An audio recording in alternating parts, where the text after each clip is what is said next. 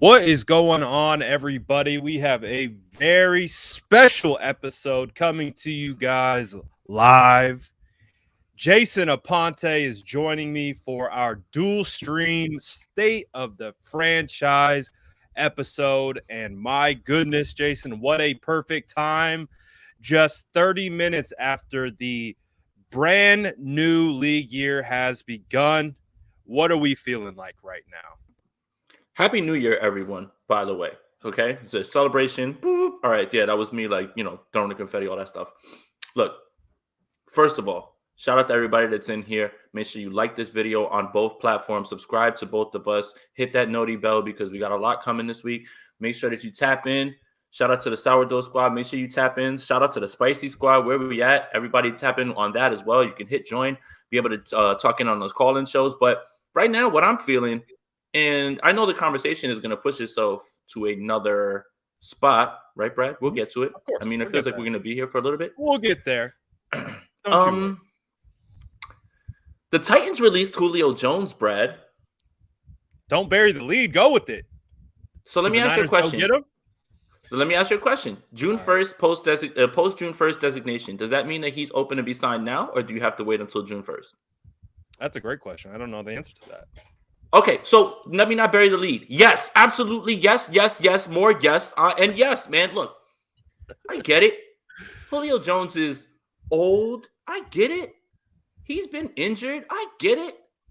But you swing on this, man. Swing on it. Because if the money lines up and you're looking at a contract where it's something incentive laden or something that is just very minimal. I mean, Julio Jones has made a ton of money. I believe the only person who has made more money than he has at the wide receiver position before this release was DeAndre Hopkins, and he was top of the list. So he was up there. Julio Jones has made his money. Julio Jones has a chance to join an organization that's going to be competing for a Super Bowl in a system that he does know and can be used sparingly and not as much, right? He won't be looked at as the wide receiver one or anything like that. Who else could say that they would have Julio Jones as their wide receiver 2, 3 certain times in certain situations, man? I mean, the 49ers only have 3 wide receivers under contract currently. So they need to fill out this room.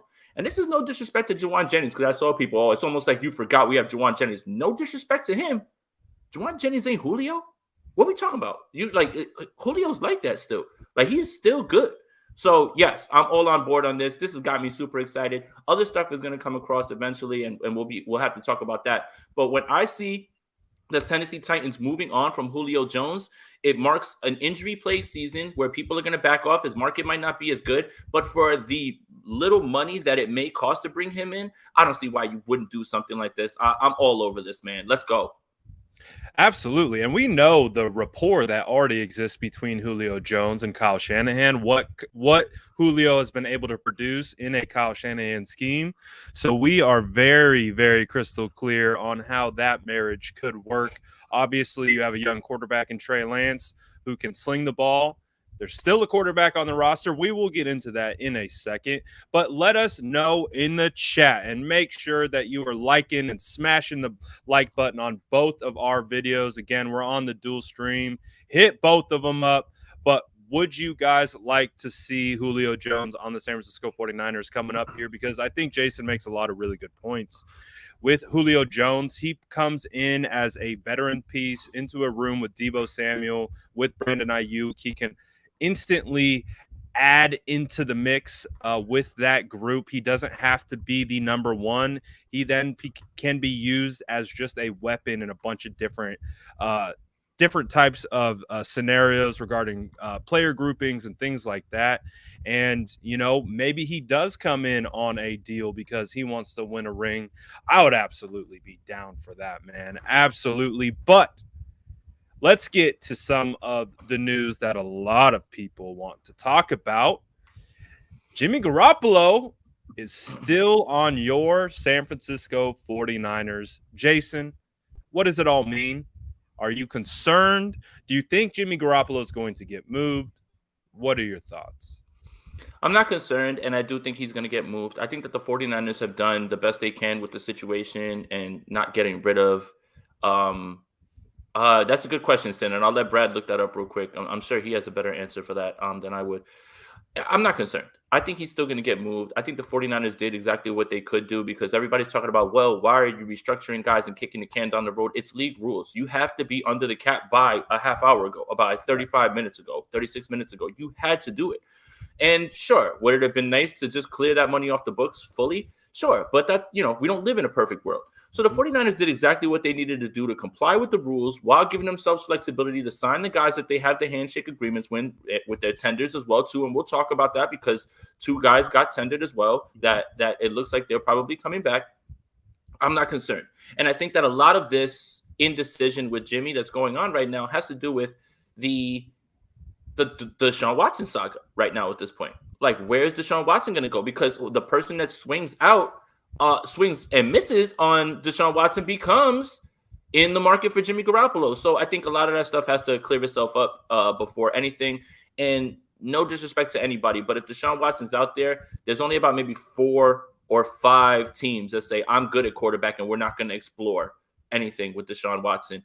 Pretty much every single other franchise should be thinking about it, should be taking a look. Brad, you have that look in your face like you. I'm just getting the updates. I'm making sure I'm not missing a single thing. Okay, we're checking. We are checking updates live because again, anything can break at any moment. So we are just waiting and seeing. There's clearly a lot of dominoes to fall, kind of like what Jason was talking about. Let's stay on Jimmy Garoppolo, and then we'll transition into kind of Deshaun Watson smoke that we've been hearing as of late.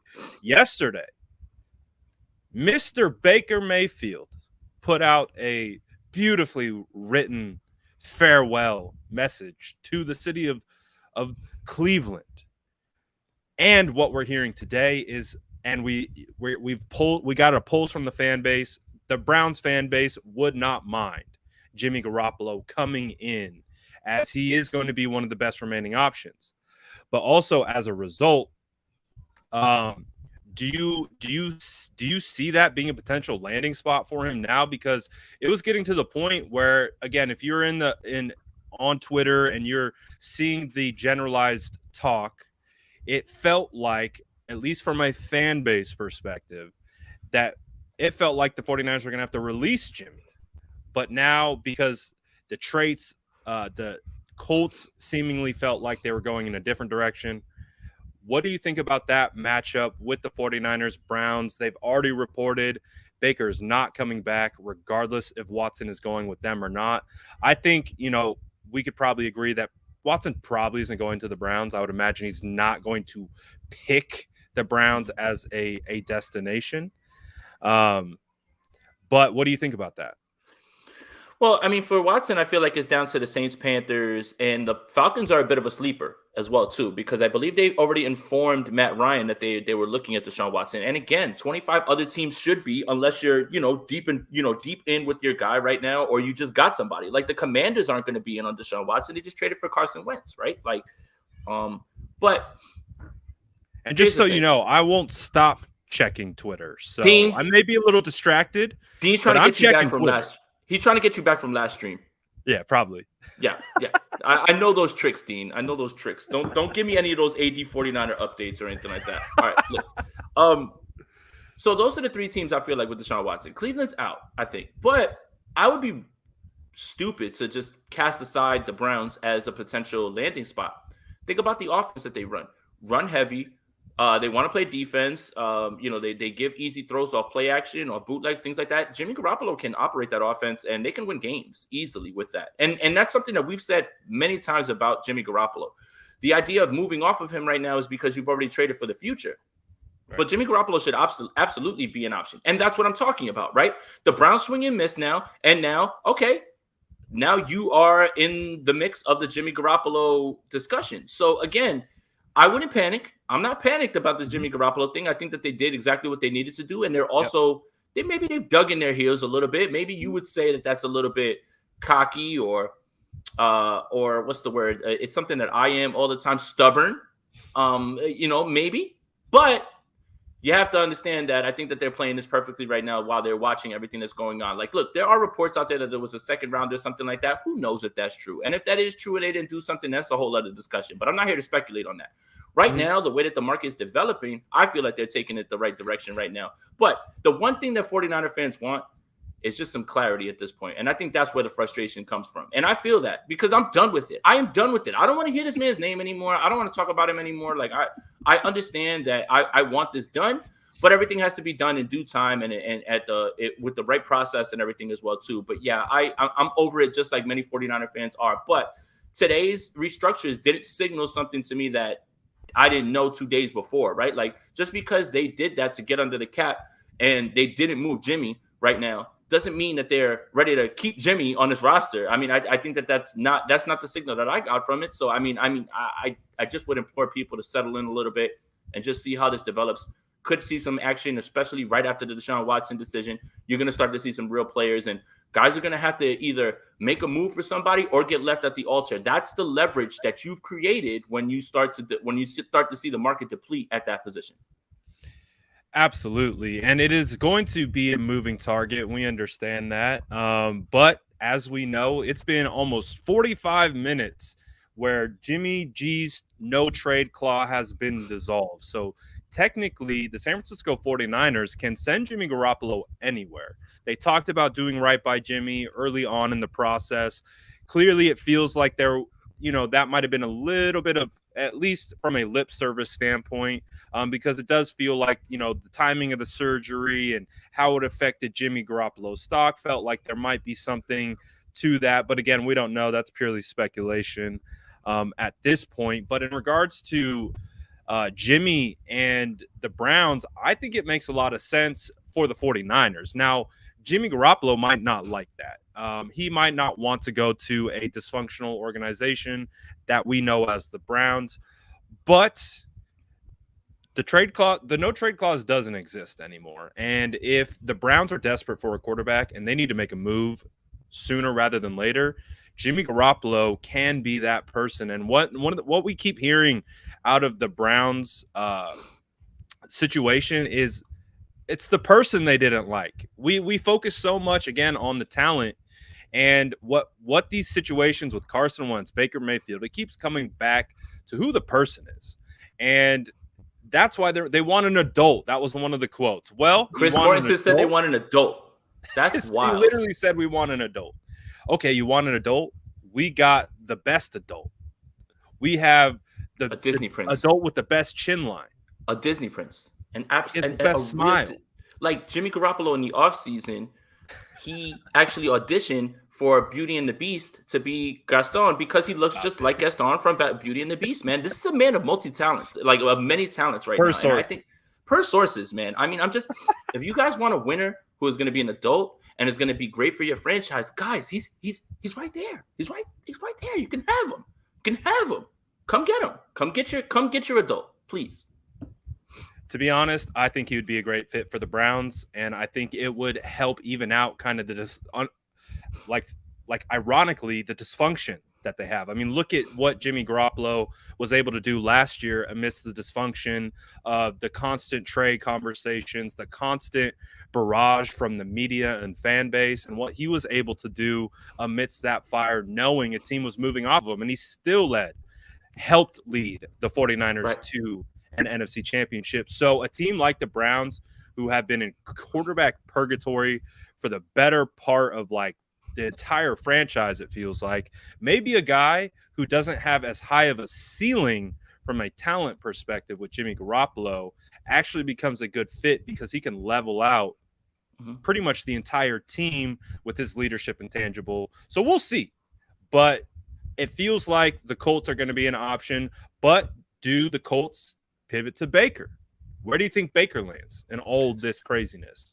See, that I don't know. But two things I wanted to point out from the apology letter or the thank you letter, whatever that was. Two things. Yeah.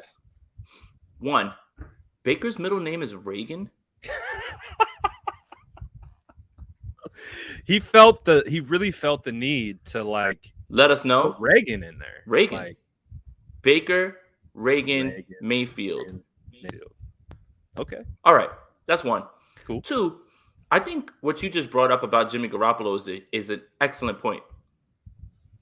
The 49ers traded for the future. Yes. And basically, you're just there, right?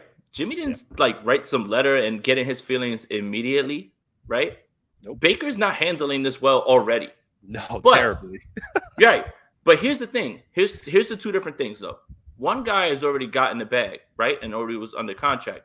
The other guy is trying to figure out where he lands with his 5th-year option and then what happens afterwards. So I think that's a little bit of it, right? Imagine you having your first 4 years in the league. You were the number 1 pick. And again, 25 other teams. I mean, there's 32, right? So 27 other teams, I feel like. There's 5 teams right now that have quarterbacks where they're saying, I'm good. We don't want Deshaun Watson. We're not even going to explore that option. You know why? We have a better option. Everyone else should be in that running, in that discussion, including the 49ers, which we'll talk about. But I don't think they are. I'm just saying that's how good Deshaun Watson is. Now, if you have an issue with bringing Deshaun Watson to your team, then you have issues because of off-the-field things. And I will not argue or push back on things like that at all, right? I'm not aware of all the facts. I'm not certain what's happened. But there is some sort of stake right now on Deshaun Watson a little bit, right? Criminal charges do not imply innocence. Correct. And too many people who have been victimized have watched people get let off on criminal charges. So if you feel that way, I hear you. And if that's it, if it comes down to morality, then I'm not going to fight back on that. But I'm talking about in terms of play on the field. 27 other teams would take Deshaun Watson right now. So Baker Mayfield shouldn't feel any type of way about that in any way. Nope. I mean, but you have to start to look at it from his perspective, right? 4 years, still fighting for his 5th-year option, clearly fighting with his coach. His coach has let this big rift open in public. That's not something that's private at all. Crazy. The Browns are browning. Yes. And, I feel for Baker a little bit. But I did want to touch on that point that Jimmy Garoppolo handled this with a lot of grace and class and still is at this point. And he didn't do anything. Baker Mayfield found out about a Deshaun Watson meeting and immediately wrote this long letter and then had to disclose to us that his middle name is Reagan. He's in shambles right now. He's in shambles. So he's going through it right now. And especially the reception that he got on social media probably didn't make it any better. And look, I don't know where Baker's going, what's going on, but it does seem like Chris Martinson was talking about there's a breakup regardless whether they get Deshaun Watson or not. It feels right. If the Browns are going to value their coach, I think they're good. I think Stefanski's good, but yeah, I have no idea where Baker's going. And I think once we find out what Deshaun Watson is, then we start to look around about who needs what. Then we can start to look at hey, this team. So we'll see. We will see. Absolutely. And back to kind of Jimmy Garoppolo, I'm not too worried about the 49ers hanging on to them. I know a lot of people are really upset that they are. And just like you have explained, just like I feel, we're ready to rip the Band-Aid off and we're ready to move.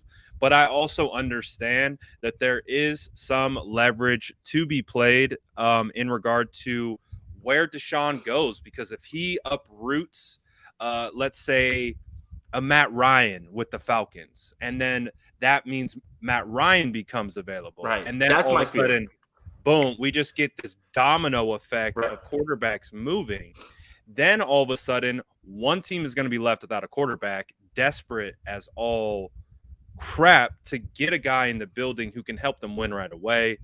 There's Jimmy Garoppolo. Again, it's not great for our perspective. It's not great for our sanity. That's about it. It's not great for our mentals. But other than that, I understand the move. I understand if you're not getting what you can get and the market kind of soured on you, you don't want to just outright release the guy. You're paying him guaranteed, I think it's $7.5 million in injury guarantee. As long as his next team as long as his next team doesn't pay him over 7.5. So if his base is going to be way over 7.5, in my opinion, I mean, that's pretty easy because he's not going to pass a physical at this point. But yeah, that's another thing that you need to be aware of as well. Yeah, and Sean Walker says, Niner Empire DMV, our front office failed us. It's not over yet, my friend. No. I know why it could feel that way, but it's not over yet. We're not even we're not even an hour into the new league year. A lot of things can happen. And speaking of a lot of things that can happen. Uh-oh, what? No, I'm just reading while I'm talking at the same time. Okay, it's not. Don't do that. Sorry. You need a breaking news button. You need to be able to smash it. We do. like I said, I told people this earlier. If there's a Jimmy G trade, if there's some insanely crazy news with the 49ers, I'm probably jumping out of my chair. I'm probably going crazy. So just be aware. Again, I am checking, I am reading, but I do think there is a potential opportunity for this team to still come out on top, especially with the Jimmy Garoppolo situation. But as we were sitting tight this morning and we were drinking our coffee, at least for me, I know you're on the East Coast, so you were probably eating lunch about that time. Mm-hmm. Jim Trotter dropped a series of very deliberately worded tweets in a pretty long thread. And I'm assuming you guys in the chat have seen that thus far and you are aware of it. So we're not going to really bring it up and read it and go like that, like we did earlier on the stream. But what do you think of that? And if you didn't see it, essentially what Jim Trotter is saying is that the 49ers could be interested in Deshaun. Deshaun could be interested in the 49ers. There is a path that exists where there is potentially mutual interest and a deal could get done. Nothing, no definitive wording. There was nothing that was crystal clear. It was worded very carefully.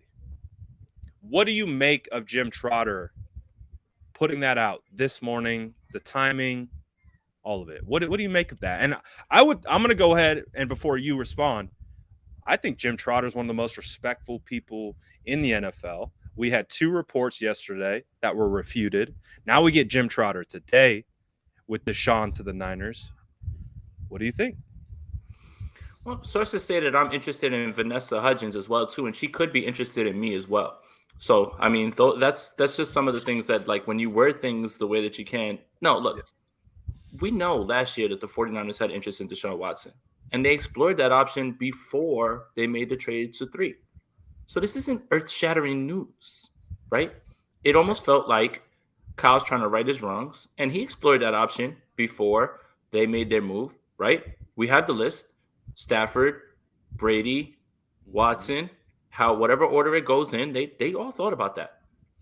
What I would look at, and I would tell 49er fans, is what exactly are they trading for Deshaun Watson? The Texans seem pretty steadfast in getting 3 first-round picks. The 49ers don't have a first-round pick until 2088. I mean, like, what are they going to trade? Trey Lance, George Kittle, every good player they have, and, like, a second and third. Like could you rationalize Trey Lance as potentially being 3 first-round picks, considering what the 49ers invested to get him, and then thinking if you look at this draft class at quarterback, he's probably the number 1 overall pick in this particular class? Let me state this, and I mean this wholeheartedly. If the 49ers can find a way to bring Deshaun Watson in and have Deshaun Watson be the quarterback of this team, and it means moving Trey Lance and sending him to Houston, I do it. I do it. Even with the looming 8-game suspension. Again, you're talking about Deshaun Watson on the field, 25 years old, stud, top 5 quarterback. What are we talking about? No disrespect, Trey Lance. None. If this was fantasy football world and we were able to make this happen, I think you make it happen. I just don't see Houston budging off of what they like. Why would they? Think about how good he is, and think about now he's got this clean rap, apparently no criminal charges. Why would you budge off that? Why would you sell him for nothing? Right? Like, that doesn't make any sense. But if there is a world that this does happen, I would be 100% on board with Deshaun Watson being here. Again, you lambast the Rams for sacrificing the unknown for the known. Okay, well, largely, we don't know what Trey Lance is going to be. I know what Deshaun Watson is. Mm-hmm. I know. Set your watch. Top 5 quarterback. Set your watch. And he's going to be angry probably too. Oh, yeah. Top 5 quarterback. Set your watch to it. Spicy Watson? This offense goes to a different level. It just does, man. But having said all that, realistically, there's no shot of this. And what Trotter was talking about was things that we already knew. Sure, the 49ers had interest. Sure, Colin and them explored that. Sure, Watson wants to play with him. Who doesn't want to play with Kyle Shanahan in that offense, right? And the buzz that's going on. But I don't think that means anything right now in this year. I don't think that means anything. And I think that the 49ers don't have enough to give up. And if you're the Texans, why would you settle for less? Especially knowing what you know now. So, yeah. No disrespect to Jim Trotter. He's a way more plugged in than I am. Mm-hmm. A lot of this stuff sounded matter of fact, like educated guesses, like things that we probably could have put together if we would have just, thrown that out there. But, don't get it twisted, man. Again, if you have problems with Deshaun Watson's personal, and what's going on, fine. And again, I'm not here to argue that, and I'm not here to argue the facts of that case. When we're talking on the field, I don't even really think it's a discussion. I think Deshaun Watson needs to be here if that was the case, and just I would roll with him 10 out of 10 times. I'm sorry. Absolutely. And I want to know what the chat thinks. We got a lot of people in here and they want to get their thoughts known. We want to see how you guys feel about this as well. So drop in the chat. Would you make a potential trade of swapping Deshaun for Trey Lance, maybe some additional assets? Would that be something that you would even consider? Would you want to do it? I don't know. Let us know in the chat and we'll pull it up.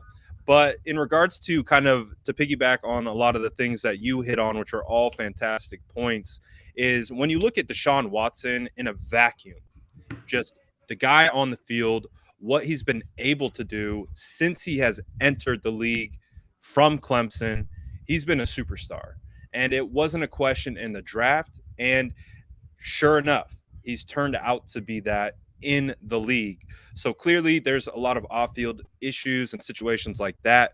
But there is a world that exists where if you take a step back and you kind of see a swapping of pieces, the 49ers, you put Deshaun Watson on this team, it feels like we know what could happen in regards to ascension.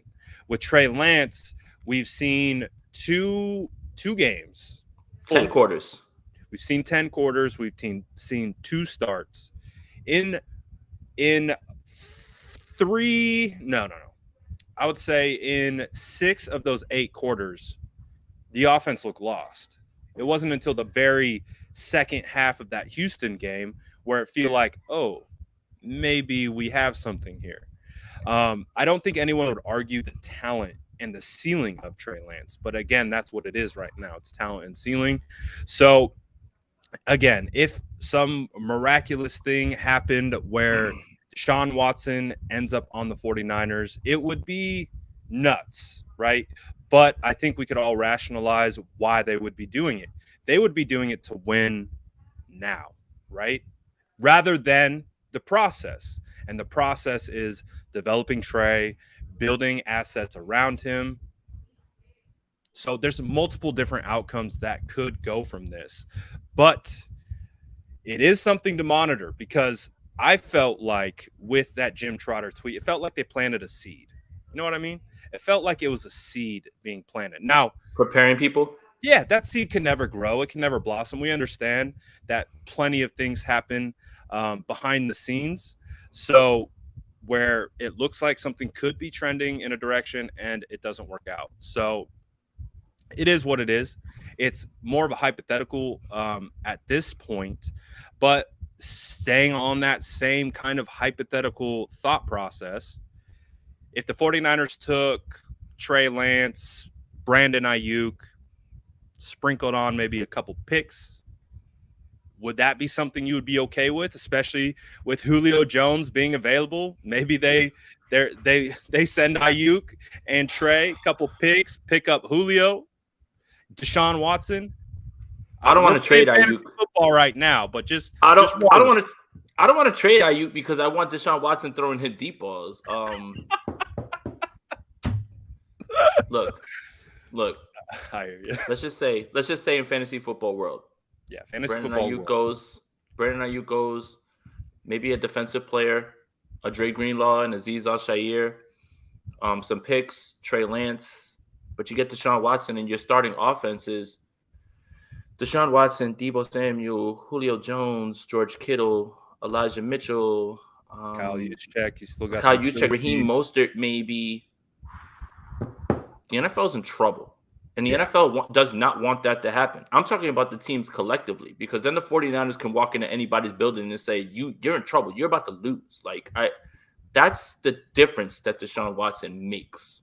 And again, I think Brad hit it perfectly. We're all excited for Trey Lance. I believe the kid is going to be phenomenal. I believe that when he finally hits his potential, the league is in deep trouble. I do believe that. But I believe that. I know that if Deshaun Watson gets here, that it's game over for everybody. It's turn your lights out on everybody, on everyone. They've beaten teams with quarterback play that we've seen. Come on. I mean, you get a retool defense potentially, maybe add some more edge help, maybe add some more secondary help. I mean, again, we're in a fantasy world right now, so we're rolling with it. But could you just imagine how instantly we wouldn't the wait and see process would instantly be gone? It would be like, we're Super Bowl next year. It would be Super Bowl next year. Super Bowl favorites. Super Bowl next year. Super Bowl next year in the NFC that is light. I don't care if Tom Brady's back. Now Deshaun Watson's with the 49ers. That's different. It's completely different. Now, we're not worried about the Bucs. You're not worried about the Packers. You're not worried about the Cowboys. Seahawks are dead. Arizona is Arizona. The Rams, they were already getting beat by a Deshaun Watson led quarterback team. I mean, if Deshaun Watson decides to show up here, and unfortunately it would cost them good players because they don't have picks to do that, and that's just the nature of the business, and I don't want to see that go. I think Brandon Ayuk's a phenomenal receiver, and I would love to see him catching passes from Deshaun Watson somehow. But, hey, man, you bring in Deshaun Watson and you start Deebo Samuel, you sign Julio Jones, you keep George Kittle, and you got that offensive line, you've got that defense, which, you'll probably take a little bit of a step back when you lose some of those players, but you gain so much on offense. Okay, we're going to give up 6 more points per game. Cool. We're going to score 10 more on offense now with Deshaun Watson. Like, there's going to be no 3-and-outs at this point. There's going to be no missed receivers on open reads and things like that, or on wide open routes. Like, it's, again, a lot of the hesitation people have is, one, that this is just completely fantasy world bonkers stuff that we're talking about right now, and we're drawing clicks to our show. Well, it feels crazy too, right? Like, after the whole saga that we went through, the picks given up to get Trey, it's just like, are we going to do that again, right? They wanted to do it first. They wanted to do it before Trey. And they would have. They would have done the same deal, I believe. 3 firsts, whatever it was, your third. They would have done that same thing for Deshaun Watson had none of this stuff come up. I really believe that wholeheartedly. I really do, especially after they struck out on Stafford. So there is that history there, and there is that part. But again, Trotter is way more plugged in than I am. But he also, it sounds like an educated guess at this point. So shout out to Travis, man. Waiting for that next song to drop, bro. Absolutely. But dude's been dropping bangers lately. Oh, yeah. But again, I think I feel safe in saying we both believe in Trey. Like, if the 49ers, again, stay the course, we're happy as clams. Like, we're good to go. Let's rock and roll. Let's start the kid. Add Julio Jones. Let's get that offensive line rebuilt. Let's add some more weapons. Let's rock and roll. Jarvis Landry is going to visit the Landry. Visit the Landry's what? He's going home? He's going home. He's visiting the Falcons. He went to visit his mom. He went to breaking news, guys. Jarvis Landry went to visit his mom. I thought it said he was going to sign, but he's visiting the Falcons. Trenton Cannon, former 49er, is now a Titan officially. Breaking news, everyone. Hey, Jarvis Landry will visit the Falcons. The Falcons have no receivers right now. I mean, they put a tender on Zacchaeus. Russell Gage just signed with Tampa Bay. Julio's obviously not there. Calvin Ridley, who is not going to play this year. This is why the Atlanta thing feels a little weird. I think Atlanta's banking on the whole Watson lived here, right? He played high school football over here. He's from here. Boy, like back in the day or something like that. But who are you going to throw the football to, dude? You and Kyle Pitts? Like, Kyle Pitts is going to get quadruple covered. Dude, I mean, I don't know how you make that work or how you pitch that to Deshaun Watson. Like, hey, man, we're going to clear Matt Ryan's money off the books, but here's who you get to throw to. Zacchaeus, and we got Mike Davis in the backfield, and Cordero Patterson's not signed. Good luck. That's the part I don't get. That would have to be straight up like Deshaun's like, I just want to go home. Yeah, that makes sense. HR says, I feel that we as 49er fans have been through this with the bad guys like Ray McDonald, Alden.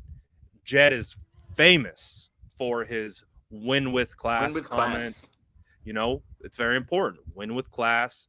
The 49ers went through a dark period there not too long ago, so it's still fresh in a lot of people's mind, and winning the right way could be important. So that's as one of the topics that we were kind of talking about. It's like, what would the 49ers value more? Would they value the ethical side of the process and sticking with Trey Lance, understanding you have a young kid building around him and doing that, or what we talked about, which is, do they value winning more than anything?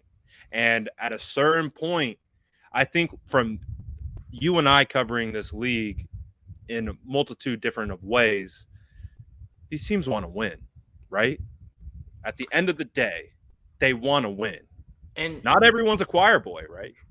Right. And I think it's easy to make decisions on guys who play defensive end, cornerback, linebacker, but you're talking about a game-changing quarterback. And I think that's where the difference is. I really, truly believe that Jed and those guys, they want to win with class. They want to remove the stink of what happened, right? Like, they try to do it immediately. Remember, Chip Kelly did a good job of it, by the way.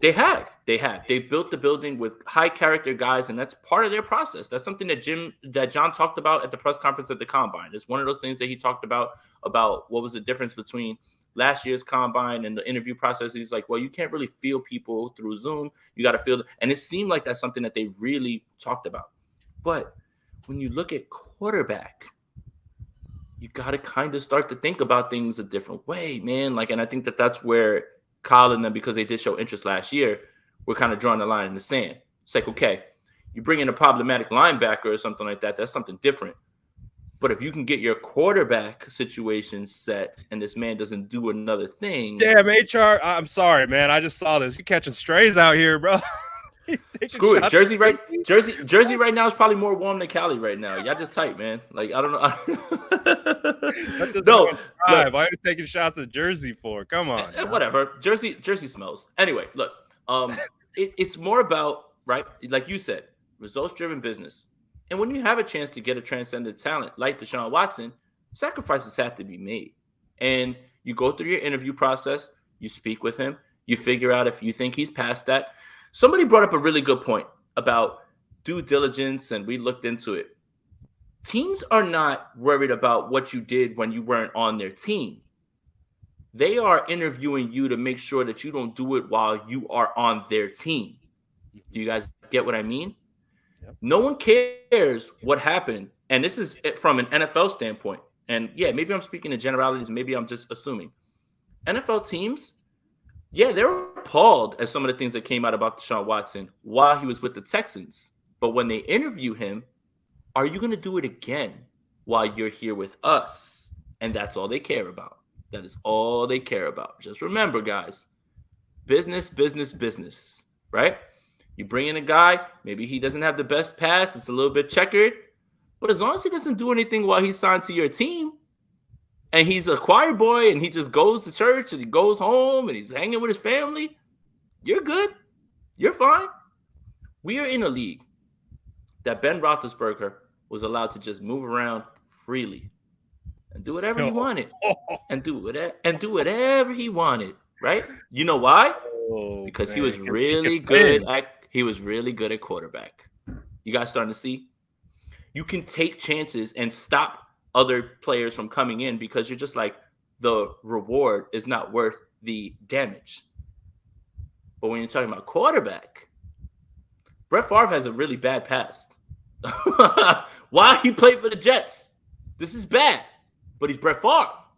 Ben Roethlisberger has a horrible past, but he gets a farewell tour, and ESPN stood on the field at the end of the game with the Steelers. Almost like none of that other stuff happened, right? So you got to start to look at it that way. I know I'm getting on the soapbox a little, but you have to start like looking at this from a business standpoint. I don't care what you did before you got here. Just don't do it again while you're here. Those are the NFL owners talking to the hope is, too, he got in all that trouble. What, he's 23, 24 years old. Hopefully he's matured through this process. Oh, he was just kids being kids. Back for a year. Kids being kids. Not necessarily kids being kids, but hey, we understand. I've done some silly things as a young kid. You've never Nothing done like anything like but that, though. just Like, you've never done anything like that. What I'm saying, I'm not trying to make light of what was talked about, what happened, because that's a terrible thing. Like I said, if you have your reservations and you don't want to, you're just hard stance. No, I'm with you. I hear you on that. I'm just trying to tell you that other NFL teams are not going to share those values that you have, and that's it. That's all I'm saying. Exactly the point. Let's see. I saw a well-timed super chat. I'm gonna try to get through all your super chats if you are sending them. I'm trying to time them with the topics. We've got appreciate the $10 super chat from official BNA. He says the PR hit of getting Watson and getting rid of Lance, who is similar in stance as Cap, would be brutal. See Trey Lance's helmet and IG post. Plus, Lynch would walk back all the character matters talk. What are your thoughts on that? No, that's a good point. It's a very good point. And that's something that they'll have to deal with. But I feel like the PR hit that they would take would go out the window once Deshaun Watson whips up on the Bucks or beats the Seahawks into sweep Seattle, beats the Chiefs at home.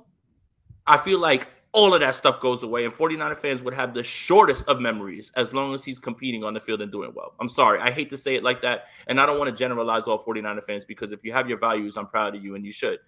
But I'm just trying to tell you, football fans have short memories, especially when your team is doing well. And a lot of people had short memories when the 49ers were doing well, when they had a lot of people who had character issues on the team before. Absolutely. Great point. Joey Lilly, again, kind of sticking on the Deshaun situation, because, again, it was brought up today from Jim Trotter. It's why we're talking about it. It's something that, was brought up by a reporter that I respect personally. So I don't think that, and the way he did it was very intentional. So it is just something to note. But Joey is saying, I think you would have to put Bosa or Debo in the deal to get it done. You said that earlier. It's like, what are you giving up? You got to give up something. And you would imagine Trey Lance isn't enough. You couldn't do a straight swap unless there is a concern of a suspension. Do you think that would change the situation? No. I mean, Sudfeld will be there for 8 games. I'm sorry, Brad. No. But we had a discussion about Watson, though, before, right? So wake up, honey, Sudfeld darts, baby. No, man. Oh, man. Wake up, honey. Many Sudfeld darts. Look, real quick. Let's just say the 49ers made a move, right? And Deshaun Watson was going to miss 8 games. And let's say the 49ers went 3-5.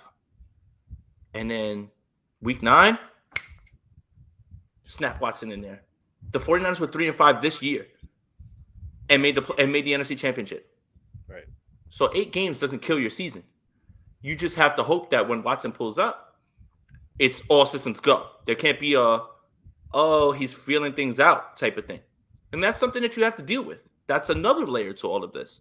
How many teams are going to be interested in Deshaun Watson while understanding that there's a potential suspension coming down the line? And that's very valid. It is a very valid concern.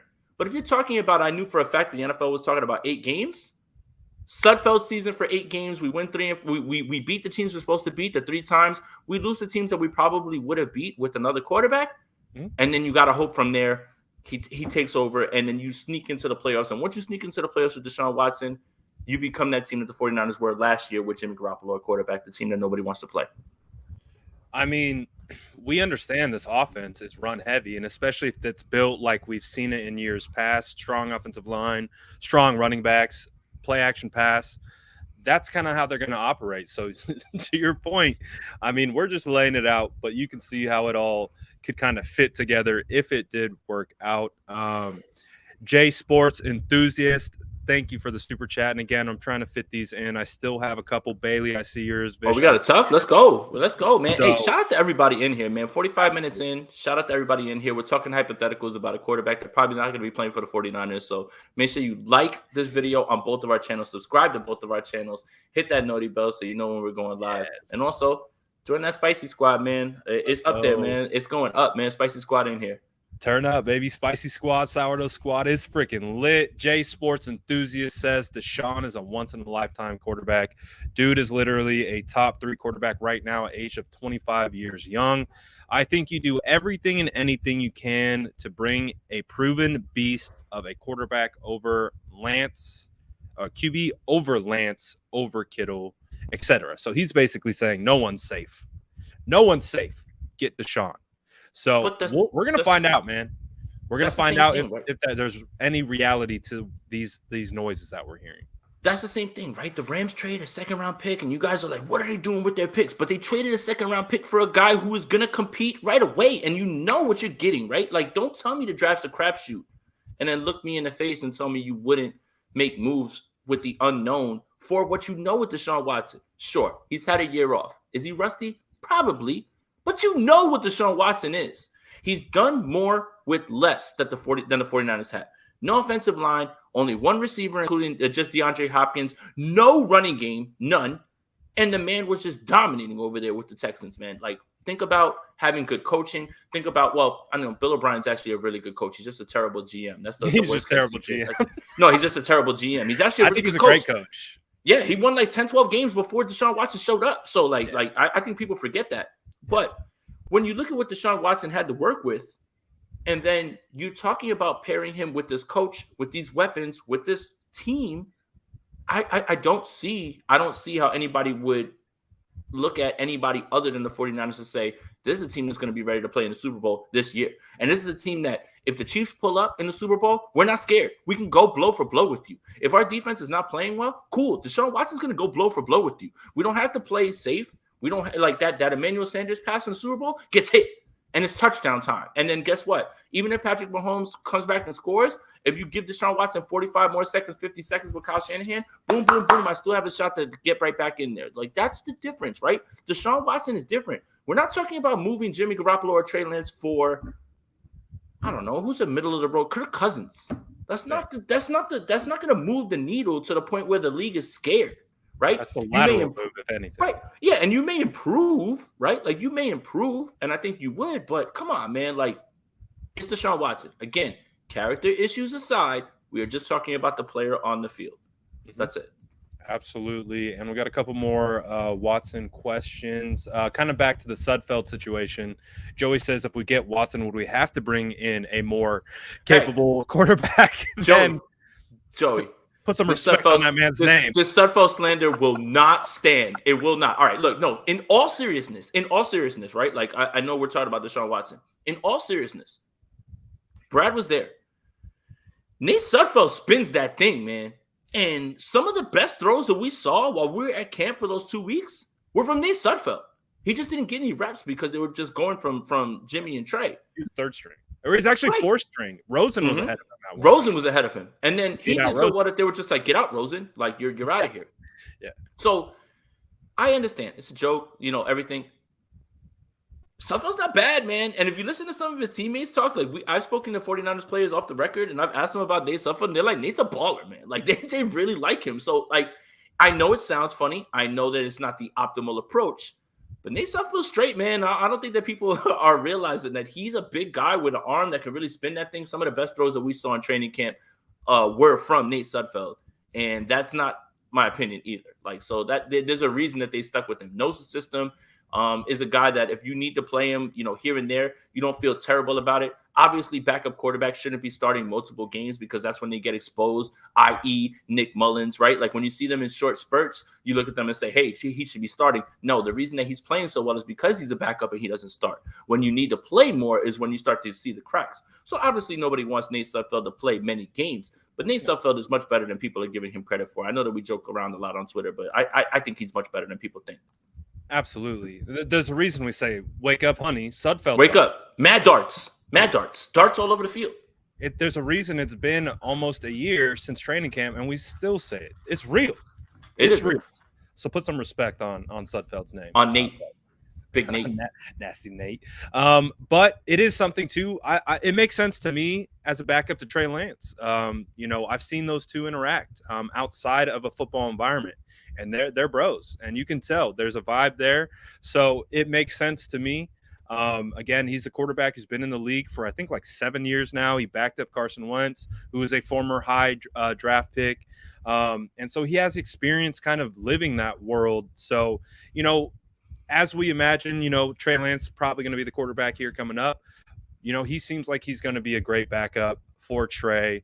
And if it were to come down to a situation where Watson did find his way onto the roster, I think he could also be a good backup to Watson as well, right? I don't see any issue there. Look, if Deshaun Watson's your quarterback and he goes down, your season is pretty much nerfed.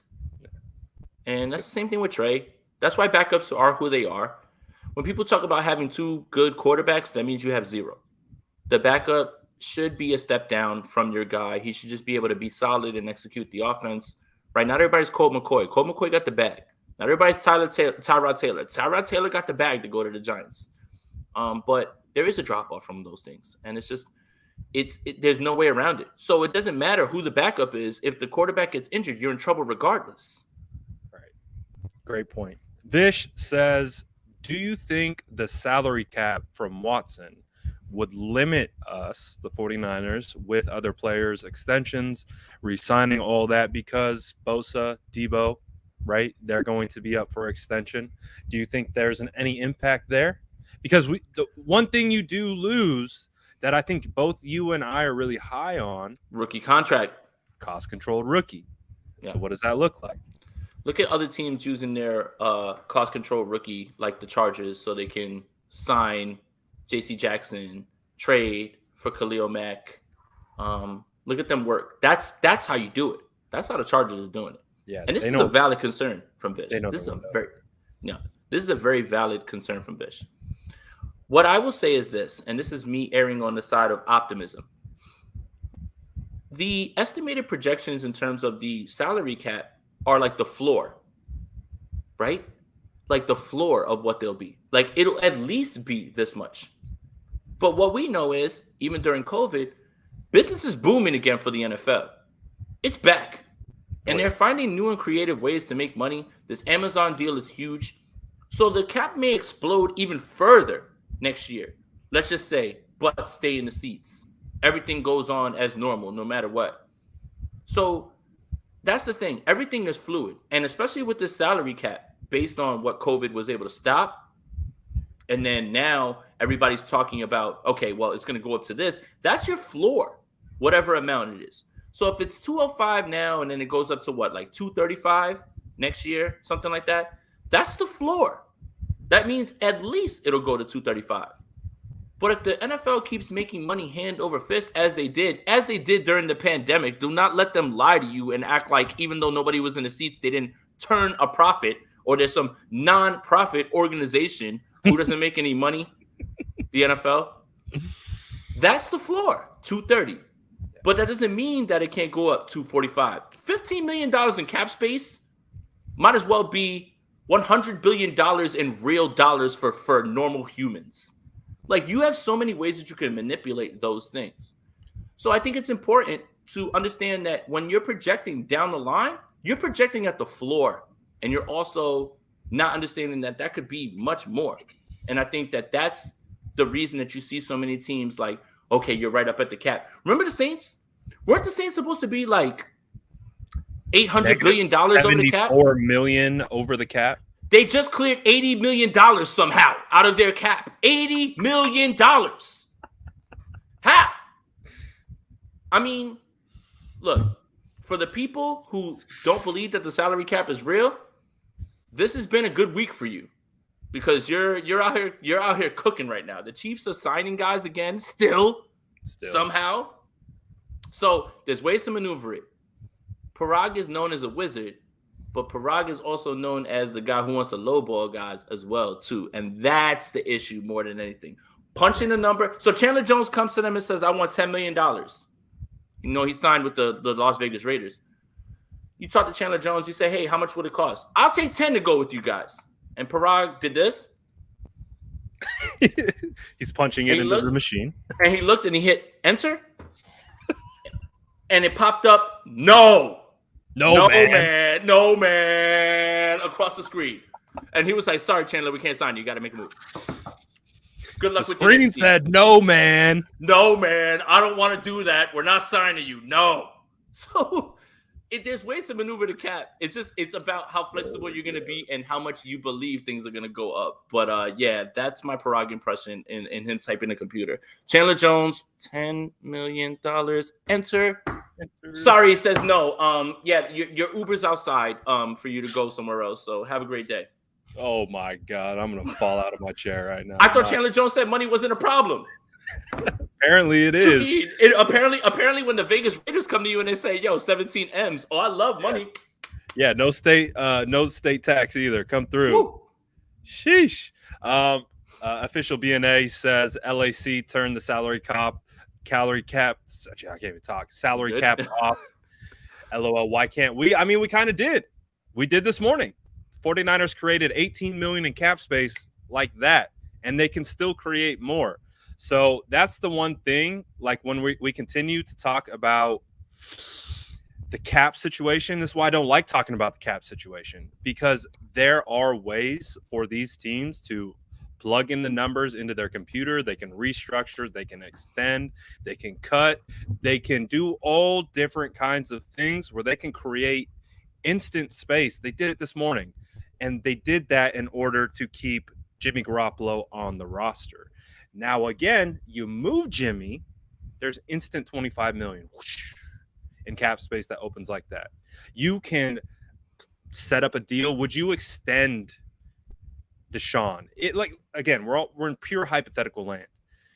If that whatever happens, would you extend Deshaun? Would you let him play out this deal that he's currently on? Or what do you think would happen? Cap is too big. I think they have to do something like that, and they would. And think about Deshaun too. I get to be here for the duration of Kyle Shanahan's time. I think that's a slam dunk for him. I don't think that would really cost him any money. They just kick the can down the road. But we do have some breaking fullback news. Oh. Mm-hmm. Break it. Mike McDaniel loves himself some fullbacks, huh? So Mike McDaniel and the Dolphins have signed Alec Ingold of the Raiders to a 2-year, $7.5 million deal, making him the second highest paid fullback in the league behind Kyle Juszczyk. So if you really thought that Mike McDaniel was just going over there to bring some semblance of the running game that the 49ers have and not the entire thing, there you go. A fullback. Because they want to create those angles, and he knows how smart that is, and he knows what he's doing. Mm-hmm. And a really good fullback. You watched Mike McDaniel offense last year with the San Francisco 49ers. Mm-hmm. I would tell you Kyle Juszczyk and George Kittle are the focal points of their running game. Those fast two motion was huge. Determined a lot of things. And again, defense is keyed on those two. That's why you got all the pre-snap motion. You fast get all motion. You get all the linebackers flowing like, oh, Kittle's going across the formation. Oh, look at Juice. It matters. So just like Jason said, it's coming to Miami. It's coming to Miami. It's going to be crazy. Oh, look at James. We see you, James. Hey. Dropping the 20 piece. Let's freaking go. Let's go, James. He says, I've been trying to tell y'all for a while that Kittle, Ayuk, and D Ford were going to get a contract restructured. Now, if we keep Jimmy, will they redo his contract or just roll with it? Do you think they even keep Jimmy? James, you're on point, and thank you. No, James, you're on point, and thank you for talking to me because I was a bozo. I didn't really think about the whole Kittle thing. I knew the Eric thing was going to be something that was going to happen, and they had to do something with D Ford. It cost more to cut him than to restructure him, so that made sense completely. And shout out to you again. Our people that watch these shows, they are the smartest. The smartest of all the fan bases. I will put 49er fans up against anybody and be fine with it. They know salary cap, they know players, all of that stuff. So shout out to you, James, and shout out to everybody that's in here watching. They're not going to keep Jimmy. They're not going to keep him. And if they do, I'm going to go cover the charges, I think. Because I can't do this again. I can't do this another year. I really can't do this another year. I can't. I really can't, man. I can't. I don't care about the hit. Why would it take less money when he's a guy who's already making, as far as quarterbacks go, low on the rankings right now? $25 million for a starting quarterback right now. Mitchell Trubisky just got 14 to be a bridge, right? And that's not the way. I think he can earn up to $27 million on that deal. That's what I'm saying. So right. So look at that. He can make more than Jimmy Garoppolo can, right? And he's done less in terms of what he's done successfully in the league than he has. So You're right about that, but there's no way to keep Jimmy, man. There's just no way. Right now, what they did when they restructured everybody and they got them under the cap was just to be compliant with the NFL and let this play out. Once the Deshaun Watson thing happens, once you figure out what's really going to happen with Baker, that's when you start to see some motion. There's no way this drags out into training camp.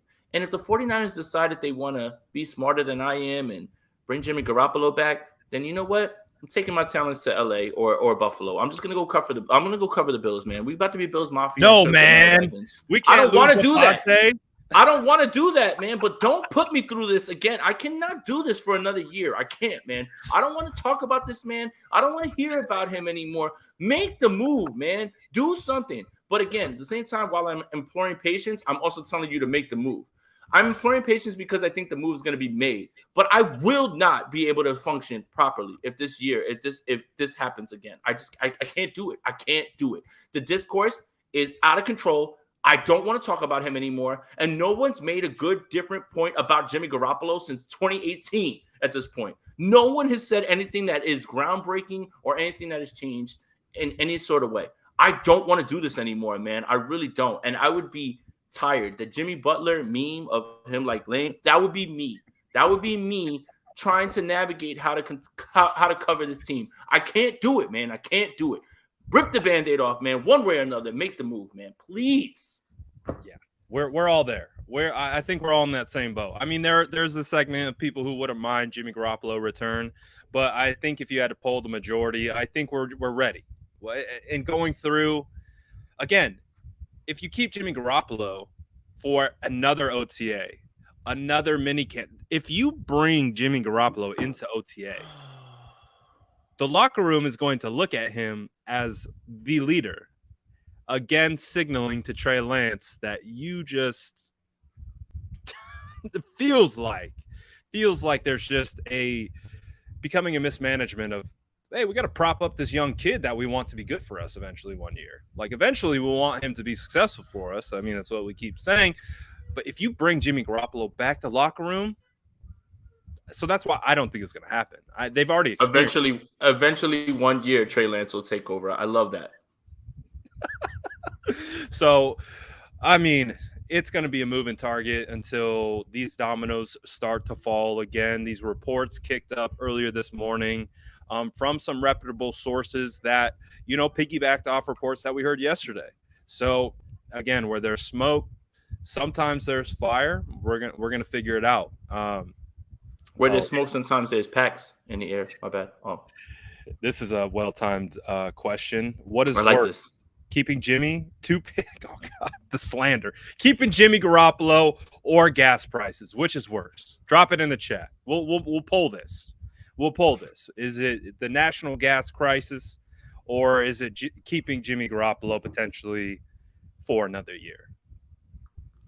Thank God I don't go anywhere because the gas prices aren't killing. The same thing. Like, thank God I chill at home and just work. Thank God I'd be in the crib like a nerd watching football and watching the Batman for 5 times. We're out here building back end process and all that stuff. Thank God I've been like looking at draft prospects and watching the Batman in my spare time for 5 times. Watching Spider-Man No Way Home just came out on digital HD, so that's something that I'm gonna keep watching. Thank God I'm not doing any of that. All I do literally to get in the car is take Avery to school, drop her off, come right back home, which is a few blocks away, and then I go and I do it again, and I come right back, and I'm just stuck in the house with my pop figures and shit.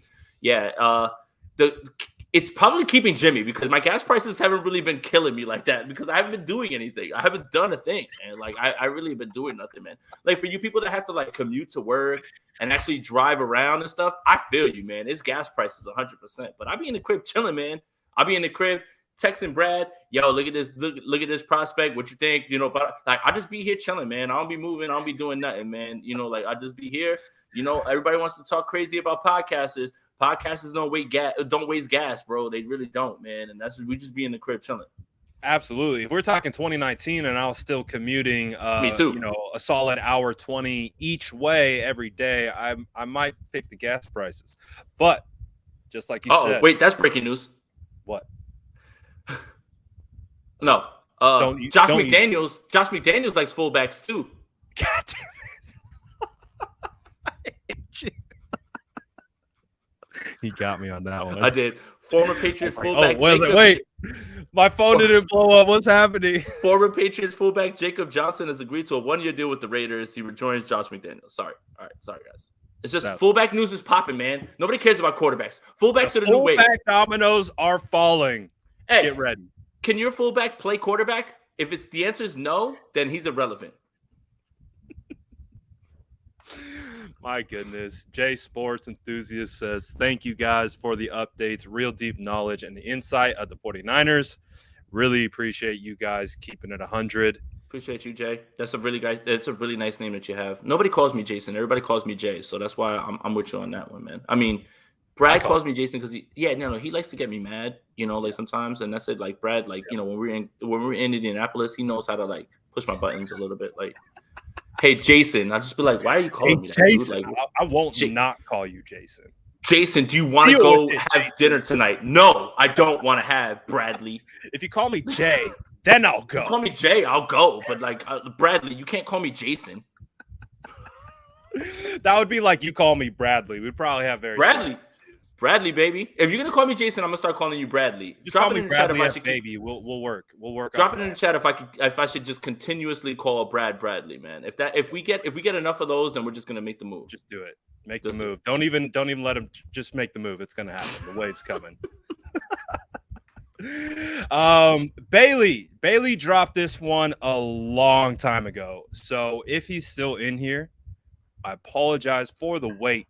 You're actually one of the first super chats, so I do want to shout you out. Yeah, man. And just want you to know that we didn't forget about you. No. But we were clearly in a heavy quarterback conversation. But I do we're in a world where we're in a what if episode where Deshaun Watson is the quarterback of the 49ers. We were both wearing our tinfoil hats. That's pretty much what was going on. He says, I'm pretty sure Tyrann Mathieu is a free agent. Would you sign him to replace Tart? He says, personally, I would sign him to a 3-year deal. What do you think about the safety position? Or are we stuck a little bit because of quarterback situation? No, I wouldn't say that right now. I think Tyrann is also taking his time because he was in like Disney World. And you know what? Believe it or not, there's plenty of players that haven't even been in contact with their agents at this point just because they kind of knew there's a wave, right? And it's in every sort of sports ranking, there's tiers. And there's a tier of guys who you knew were going to go immediately, right? Had their market set. I mean, Allen Robinson is probably the best available wide receiver right now. And there's been no sort of talk or movement on him. And I think that he's sitting back and he's weighing his options. When you see Christian Kirk gets, oh God, I can't even like say this out loud. $20 million a year? Something like that?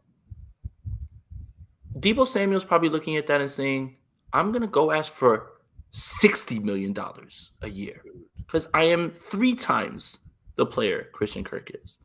So things are developing. When you see other deals come in, I think guys are patient. They know what they are. They know their value. I think Tyrann is chilling. I would love Tyrann to be there. Look, nothing is definitive. The great Mike Tomlin once said, never say never, but never. Tart's not coming back. He's just not, unfortunately. This is a decision that felt like it was made before whatever you guys think. If you think the dropped interception was the last straw, it probably was before that. Tart's not coming back. So they do need to figure out what they're going to do with strong safety. Now, do you address it in the draft? I love Jalen Petrie. I love him.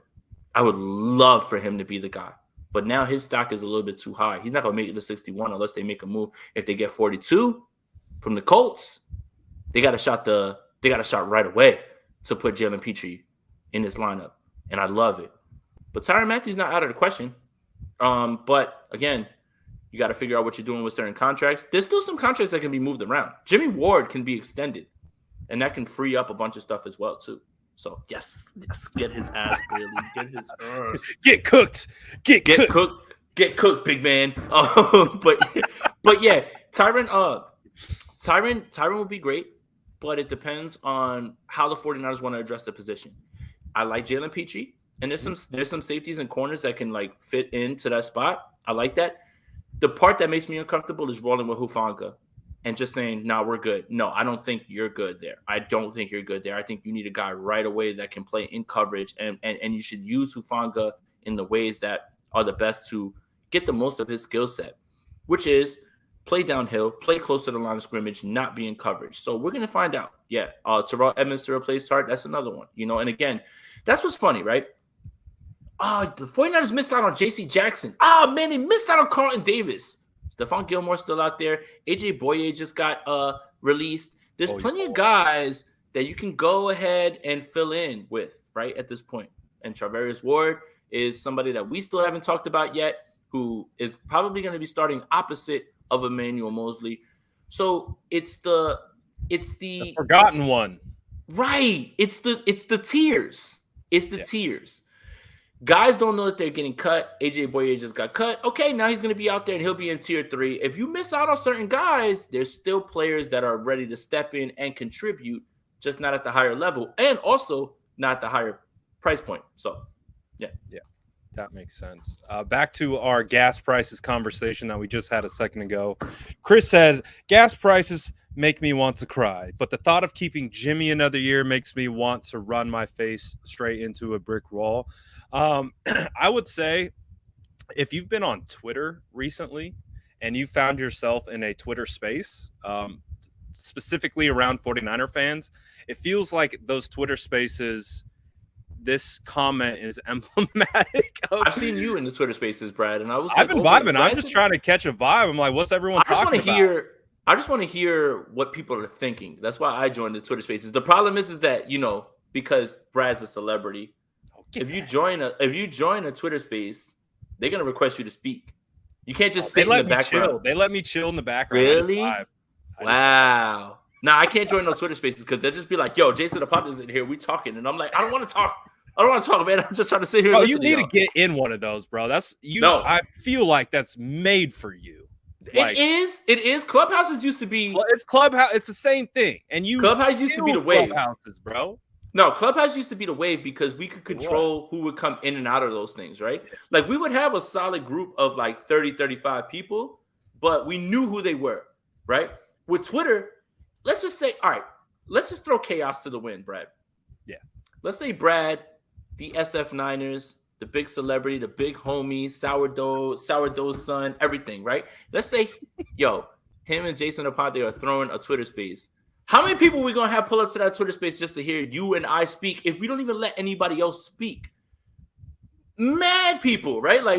So that's the thing is Clubhouse was a very centralized vibe in terms of you had to have an iPhone, you had to get an invite, right? Like nobody could let you in, and the people that were in there were very forthcoming with their opinions because you can't screen record on Clubhouse. You can't listen to what people are saying. Now you jump in a Twitter space and there's all these people and people are saying all this out of pocket shit. And it's just like people are screen record that and now they're throwing you on the timeline. So there is a little bit of hesitance towards the Twitter space as opposed to Clubhouse. Twitter space feels like a better place to reach out to more people. Clubhouse felt like the place where people could be completely unfiltered and say what they really wanted to say. And I think that's the difference between the two of those. But yeah, if the SF9ers wanted to decide he could break Twitter and say, yo, Twitter space at this time, I'm pulling up, this is what we're doing, and everybody would pull in for that. I would only do it if you were hosting. That's the only way. No, I don't want to host. No, you got to host, man. No, it'll be me and you. You and I will speak. Okay. But if you want to set that up, then that's fine. But it has to be in between viewings of the Batman and now Spider-Man No Way Home. Because I'm probably going to watch the Batman again tonight. I'm not going to lie, but go ahead. I need to watch the Batman. No spoilers. You're tripping. Get out of the house. I know. I need to get, that's what I'm saying. The gas prices don't affect me. Hey man, I'll send you $20 to give you like 0.5 of a gallon of gas or whatever, just so you can get to the, I will send you that. No, I'm good. I mean, hey, our followers have been taking care of us today. So shout out all you guys dropping these super chats, man. Hey, you can save your money, Jason. I think I got our people right here are taking care of us. And we got another one. Any key updates? Have you heard anything, Jason? No, but that's again, tiers, right? Arden Key may have played himself into a bigger contract, and I don't think anybody can really deny that because of how good he was. And I think 49er fans understand that. But he's still in the tier 3, tier 4. Look at Mr. Big Time, all right? Look at Mr. Big Time. Chris, stop it. No, not at all, man. But if you look at Arden Key falls later on, right? And there's still a very good chance that the 49ers, once they clear a bunch of space and they figure things out and they wanna jump back into, a lot of people who have played in this organization have talked about culture. So how much does culture matter? Arden Key is a guy who is highly regarded. He comes over here. Chris Kosurik works his magic. He starts to have his most productive season. How much of that is going to factor into what he wants to do? We saw Jason Verrett play some of his best ball after the injury and still talk about the culture and wanting to come back. This is why I feel like Jason Verrett is still going to come back. This is why I feel Raheem Mostert hasn't signed anything, because I feel like he's coming back. So Arden Key, you got to hope that this is the sort of thing where it comes down to culture and it comes down to knowing that your skill set is going to be maximized by the coaching staff and this organization. And still, no matter what you think about the quarterback, this is still a team that is dangerous, that can compete deep into January. Mm-hmm. Because when you start to look at the NFC, right? Probably looked a little bit different before when we thought Brady was retired. But the 49ers already beat Aaron Rodgers in Lambeau with Jimmy Garoppolo. They beat the Cowboys. The Saints, we don't even know at this point, don't really care. Russell Wilson's gone. Arizona's going to flame out in December. The Rams, if the 49ers play their game and don't turn the ball over, can probably beat them. Like right now, the 49ers are still at the top of the NFC. Right now, even with all the quarterback indecision, indecisiveness, whatever it is that you want to call it, don't discount that. Don't discount the fact that guys understand all of those things. And Arden Key literally went from the organization that is run the worst, probably, to one of the better organizations. And then it's no coincidence that he played his best ball under the 49ers. So don't discount that. So right now, what I would say is Arden Key's sitting back waiting for the market to develop. People are going to get desperate. Maybe somebody will throw him a little bit extra money. But what do you value? Do you value going to a place where you know your skill set is going to be maximized? Or you just value the bag? And I'm not mad at you if you value the bag, because this league don't love you back. So make every single dollar you can while you're here. Get your paper. We can't be mad at Lakin. We can't be mad at DJ. They got bread, and rightfully so. Probably something the 49ers couldn't match. Shout out legend John Chapman. Hey, pull up. I'll take this time while John's here, or while John sent this in.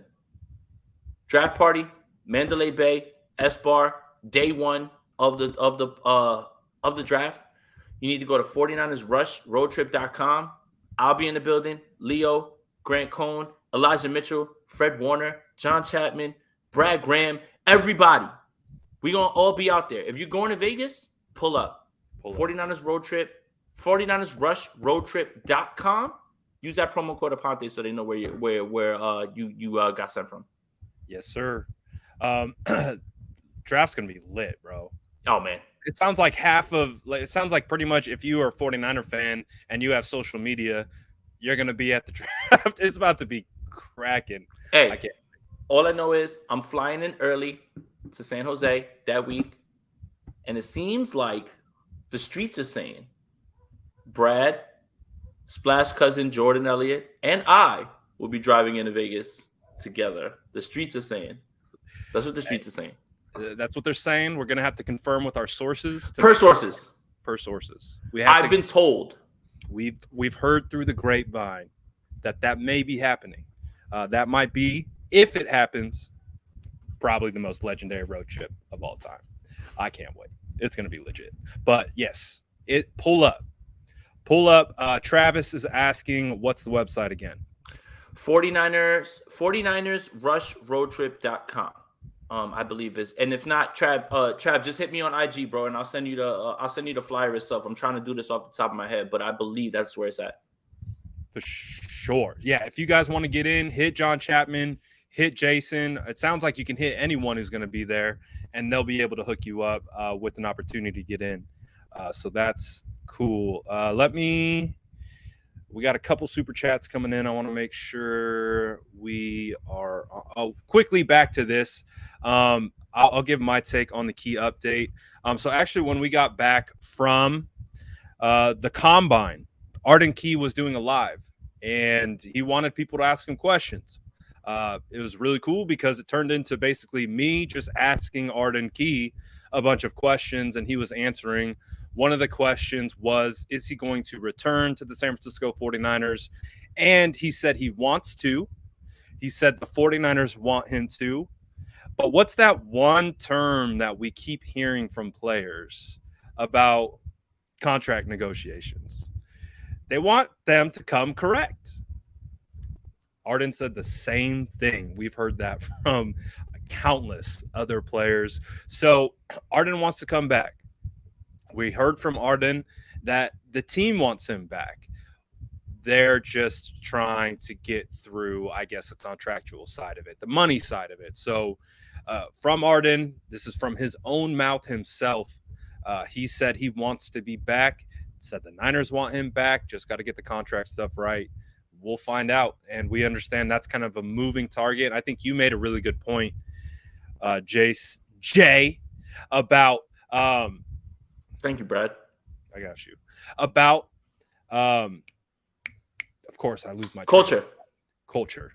Yes. And just making sure that the money can get cleared and you can get them in here and make sure that stuff gets done and taken care of. Neil says, hot take, Brady will retire again in May, June. That is a very hot take. Sizzling. Neil, that's the hottest take. That's really hot. Here's my hot take. Julio signs with the 49ers and goes back to being 1,500-yard receiver and dominates everybody. That's my hot take. I like that take. Yeah. It is a hot take because I think he's mad. A lot of players just Brady's signed mad. Because he did. Carlton Davis talked about that. So for everybody who was talking about, well, the 49ers missed on a Carlton Davis. Okay, you're Carlton Davis. You've won a Super Bowl with Tom Brady. Right. You could go play with Trey Lance and maybe see what happens. Tom Brady says he's back. I think I'll slide back and hang out with Tom Brady for a little bit. So he talked about that, about like who gets a chance to play with the GOAT again and run it back. And yeah, I think a little bit of that has to do with that. But Neil, I wouldn't hate this only because then that would make him look silly and it would open up the NFC further because then you get Kyle Trask season. And I'd actually love to see that happen. But yeah, I don't know if this one happens. We got a couple other free agent questions coming in. Thoughts on Derek Barnett if the price is right? Yeah, again, the 49ers have been the best at bargain bin diving for pass rushers, right? What do you bet on? You bet on skill set. You bet on Jordan Willis' skill set. You bet on Arden Key's skill set. Mo Hurst is the reason that people aren't freaking out on the idea that Javon Kinlaw, that DJ Jones is gone because Javon Kinlaw and him can fill that spot. So it's not crazy. And again, when you look at the way Chris Kosuric has been able to maximize talent and skill sets, it's not the craziest thing to think, right? Again, that's why 49er fans, when you're like, well, they haven't done anything, it's been since Monday. It's not really their MO outside of them signing Quan Alexander earlier, Jerick McKinnon earlier, Malcolm Smith really early, right? Other than that, they usually sit around and wait for their guys that they feel like they can maximize that. So Derek Barnett's a very good name.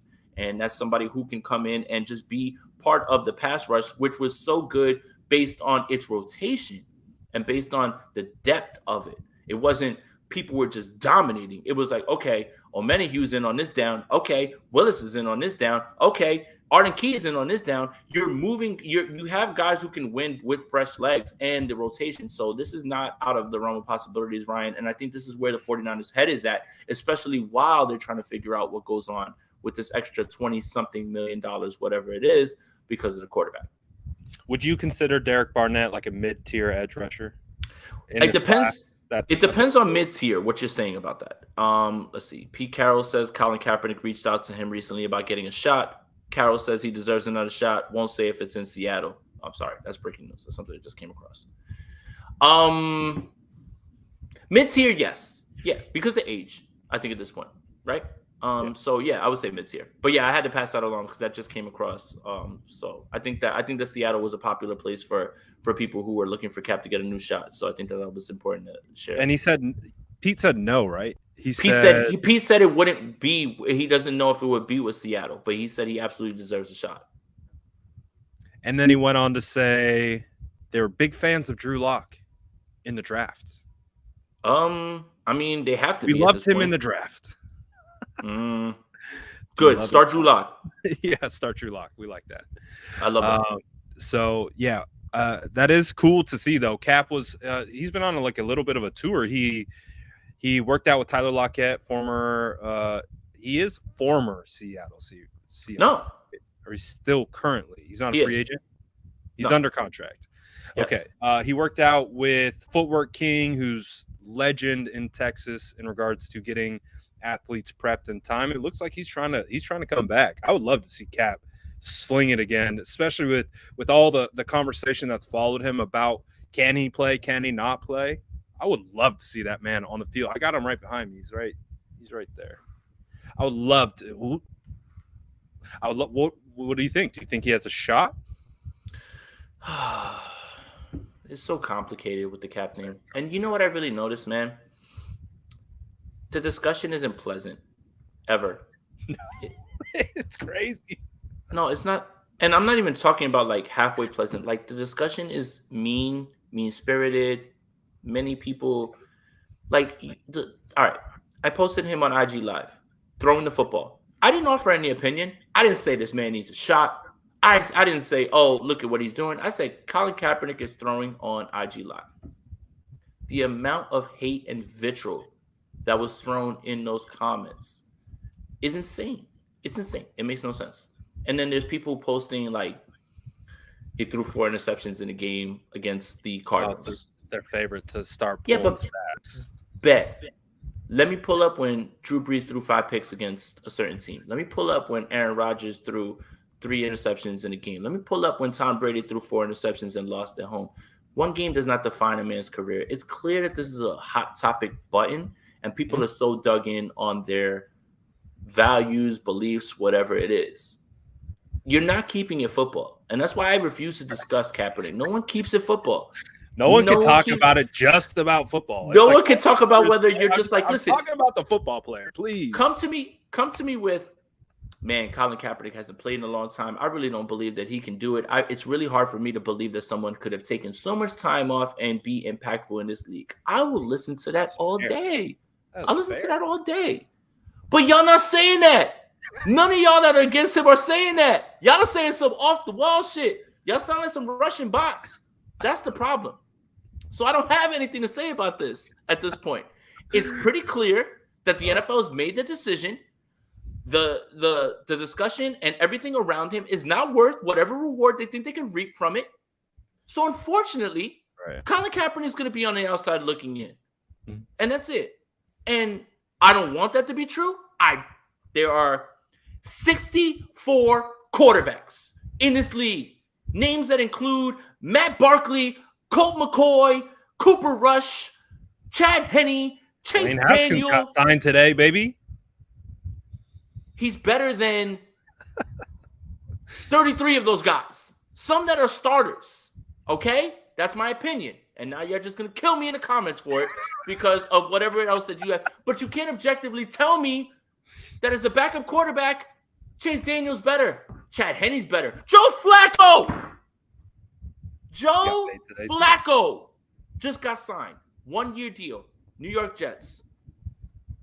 Please be objective. Leave your politics out of it. Yes. I would advise you guys to do the same thing that you're asking Colin Kaepernick to do with whatever it is that's going on, is leave your politics out of it. Please, guys. Please, man. Somebody just called Nate Suckfeld. Right? Someone just said that. So how many people believe that Nate Sudfeld's better than Colin Kaepernick right now? Okay, we're done. I don't want to talk about it anymore because I'm not trying to alienate everybody. That's it. Goodness Spicy gracious. Jason, the spicy Aponte pepper has entered. I'm tired of it, Hendrix. I'm tired of it, bro. I'm tired of it. People have not said something different about Colin Kaepernick in the last 7 years, dude. I'm tired of it. Regurgitated information. It's regurgitated. Same stats get pulled every time, for or against. It's he threw 4 interceptions what he did with Chip Kelly or what he did in that bad game in Chicago. It's like, and then remember that roster that he had with Chip Kelly. Oh man, all stars: DeAndre Smelter, Jeremy Curley, Vance McDonald. Man, what are you talking about? Vance Brickhand McDonald's? Let's go. Hey Steals man, second round pick. That's one of y'all, Balky's cherry on top picks. y'all loaded Cap up with every chance that he had to succeed. 16 touchdowns, 4 interceptions. That's not my opinion. Facts over feelings, my guy. So I love it. I'm getting killed. I can tell I'm getting killed. Bro, I love it. It's free agency, and this is what reminds me of why I love the offseason so much. We can just kind of have fun a little bit. We can just kind of get a little spicy if we want to. So whatever. Screw them. Not you guys. We love you guys. Not you guys. No, our fan base is amazing. Yeah. No. It's just this Colin Kaepernick discussion is more tiring than Jimmy Garoppolo. If you've entered a Colin Kaepernick discussion, you've gotten the flames back. And Here it is. Ready? I can go down the list. Yeah. Can't read the defense. Yep. Man, he really didn't play good. Distraction off the field. You can't bring that in there. You can't bring that. He's still with Nessa, isn't he? Yeah. Oh, he'll steal one of your players' girlfriends. That one, I'm with that one though. Nessa, downfall of the 49ers. I put a lot of blame on Balky. It's Nessa. It's Nessa.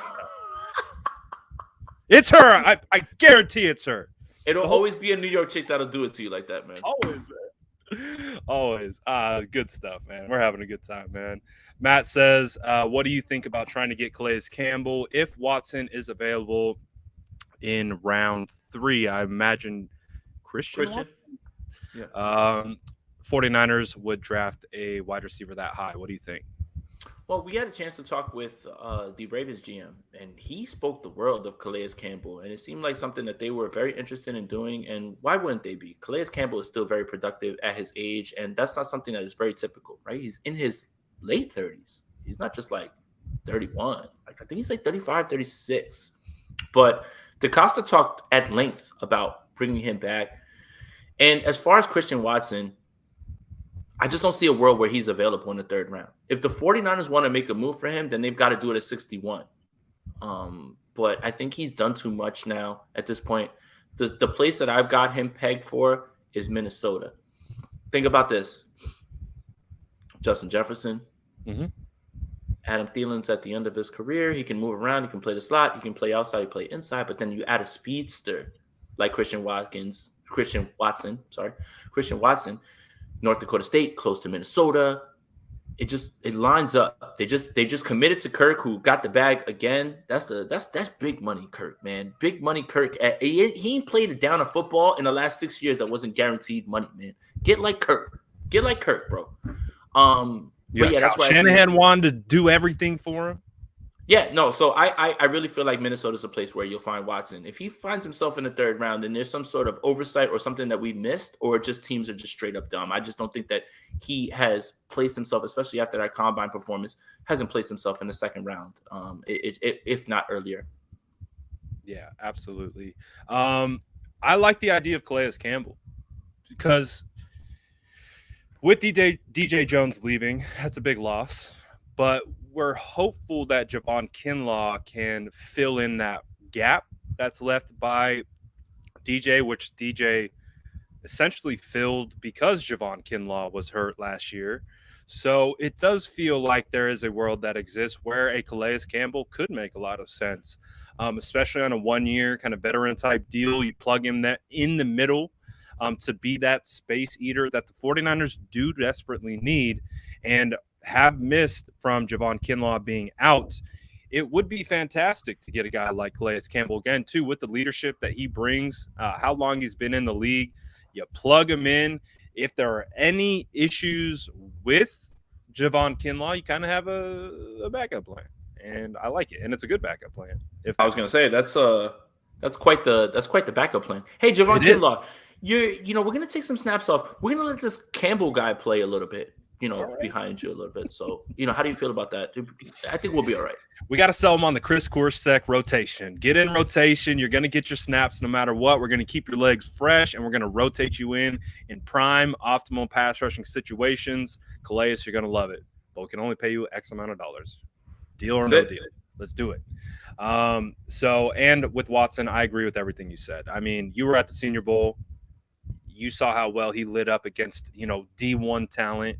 They're always going to knock the small school kid. He ate it up in pads. Then he went to the underwear Olympics, blew it out.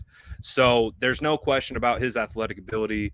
Again, you don't see guys that size, 6'4", 6'5", move like that. Move. He's moving, yo. You No. heard me yelling in your video? Yeah, he's moving, yo. He's moving, yo. Like, I mean, what the hell? He was moving. What the hell, man? Yep.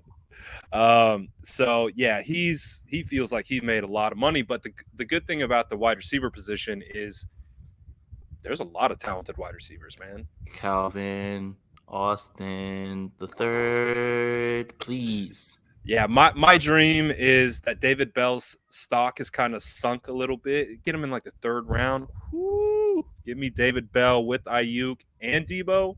I would love that. But there's so many different types of wide receivers. Someone posed a really good question to me on Twitter, and I want to pose it to you. I've already given my answer on Twitter, but I want to pose it to you. Okay. You have two options. Calvin Austin or Julio Jones, or Christian Watson alone? Oh, I'm probably going Julio, and I'm going the latter, the first option. Julio and Austin. Yes, thank you. We are lockstep on that one. I completely because agree. you get two extremely different archetype wide receivers. Thank you. And it's like you get the best of both worlds. Now, Christian can do a lot of different things. He can do all the things of both of them. But the matchup problems that you create by sticking Julio Jones just on the outside, he's still going to gain respect from opposing defenses. And here, I want 49er fans, what I want you to do is I want you to close your eyes. Close your eyes real quick. I just want to put this out there for you. Trey Lance, under center. Deebo Samuel, behind him. There is Brandon Ayuk on one side. There is Calvin Austin, and there's Julio Jones, all on the same field with George Kittle somehow. I don't know how, I'm bad at math. My goodness, man. Oh, my goodness, man. Like, the things you can do matchup-wise.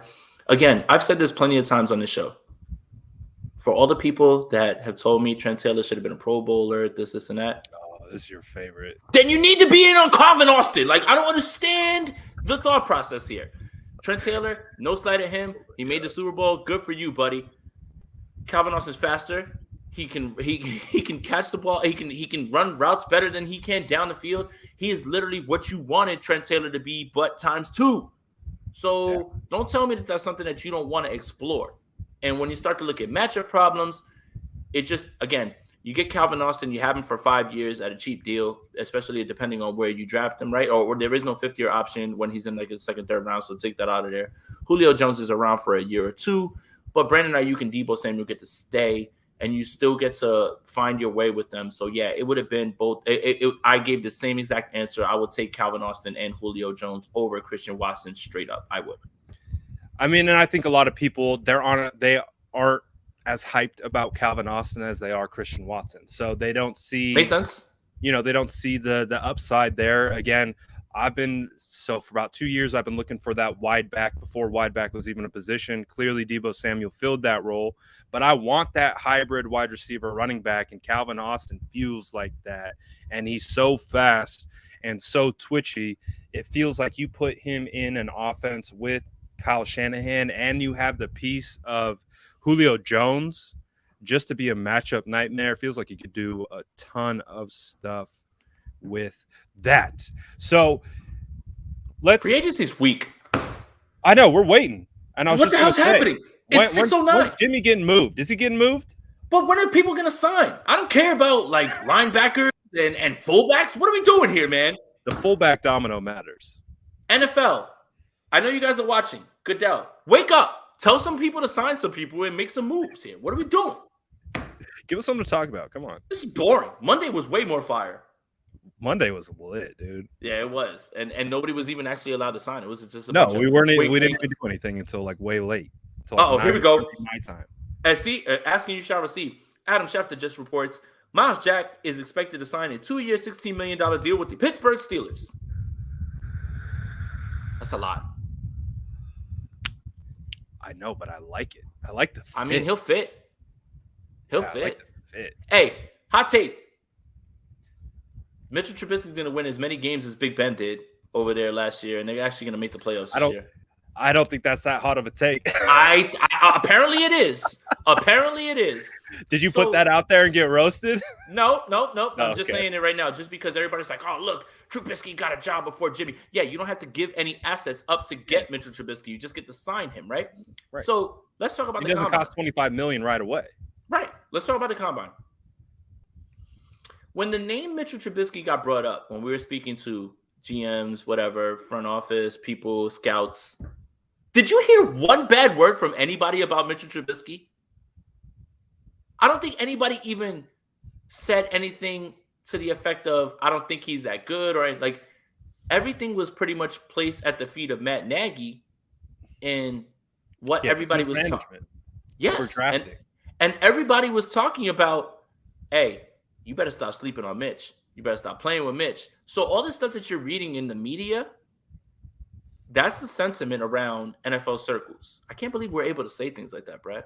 Like, that's the sentiment around what we're hearing in NFL circles. What we've heard. I've been told that many teams value Mitch Trubisky very highly. We've spoken to many NFL officials. I've correlated this with two other sources.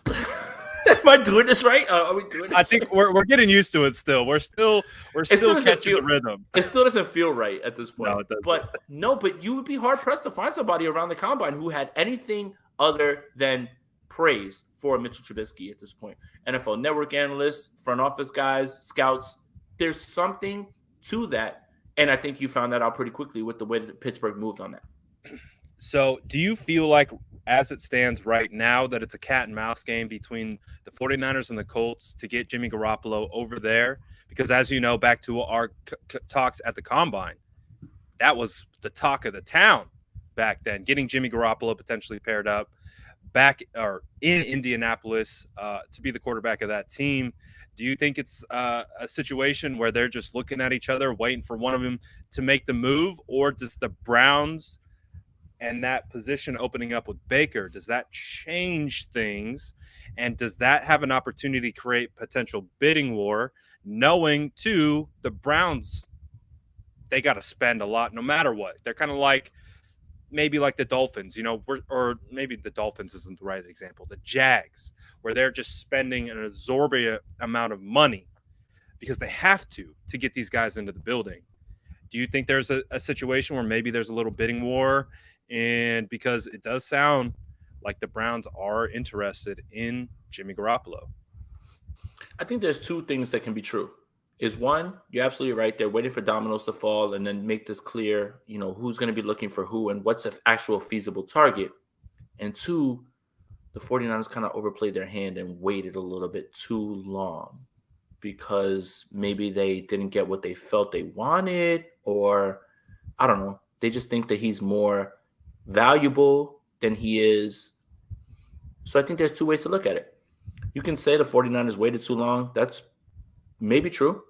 But you can also say that they're sitting around waiting for all of these other things to happen. Once the Deshaun Watson thing happens and Cleveland's out now, okay, now Cleveland's got to move on from Baker. Now where does he go? So maybe Cleveland, as you just posted up on the comment, sends him to Indianapolis. And now Cleveland needs a quarterback.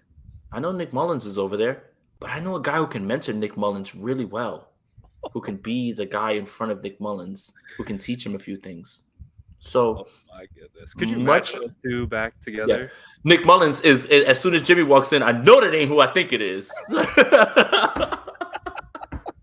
Please let the Cleveland Browns sign or trade for Jimmy Garoppolo so I can use that meme, so I can use it to make a joke or whatever. Please. I mean, that would. I called it first. That would be perfect. But yes, perfect. I think both ways you can say both things are true. The 49ers may have overvalued, overplayed their hand, thought that they could get more. And also, they're sitting around waiting for the market to set itself with quarterback-needy teams. Yeah. And when Deshaun Watson becomes available, it wrecks everything. Because, again, I'm going to keep everything, right? I'm going to keep talking. 27 other teams should be interested in Deshaun Watson one way or another. Like, you have to try to figure out a way to get him on your roster. He's that good. So now, that's something that's out there. Once that goes away, then things become really slim. Like Teddy's already signed. He went back to Miami. Mitch is already signed. Do you see that deal? Mm-hmm. Apparently, Mike McDaniel thinks that, You need to insulate your quarterback room just the same way. And honestly, that is not a bad move. Because let's say Tua flames out. Teddy can be fine. You want to run the ball a ton anyway, right? Like Teddy can be fine. That's not a terrible room. Tua and Teddy, come on. That's a good room. Teddy was on my conspiracy chart from last year with all the different quarterback heads that the 49ers were. Everyone was on your conspiracy chart. I was on it. Please bring that back. I have to. You have to put the extra. Well, it will come back once a quarterback domino falls. Well, you got to put.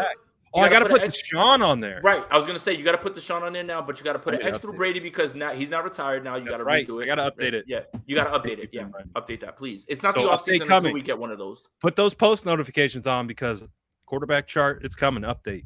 Big update. I love it. So I think we're getting to that point where it's just going to be a wait and see, right? Right. Just wait and see. Yeah, it's wait and see. Do you think we hear about Deshaun today, tomorrow? Do you think it's happening in the near future? I thought I saw a report come across. It just depends on who it is that you're looking at. That's another thing, guys. Like certain guys are saying things and, you can look at that and, put whatever confidence you have in those people. I'll tell you the people that I really look at, like when they say something, they mean it. If Jay Glazer came out and said something, I would say, all right, put some stock into that. That man's super plugged in. He rarely misses, and he's just not somebody. Mike Garofalo, I don't know how you grade him. He said today or tonight for Deshaun. Right. So that's who it was. Garofalo said that. I like that. And I think that's true. You have to. So here's the other thing, guys. Let's say you're Allen Robinson. Let's say you're any free agent that's coming in, right, on the offensive side of the ball, or even defensive. Let's keep it the same. And you walk in, and let's just say you're walking into a room with the Indianapolis Colts, and you're Allen Robinson, and they're like, "Hey, we want you here. We think you're going to be a great fit." And he asks the question, "Who's your quarterback?"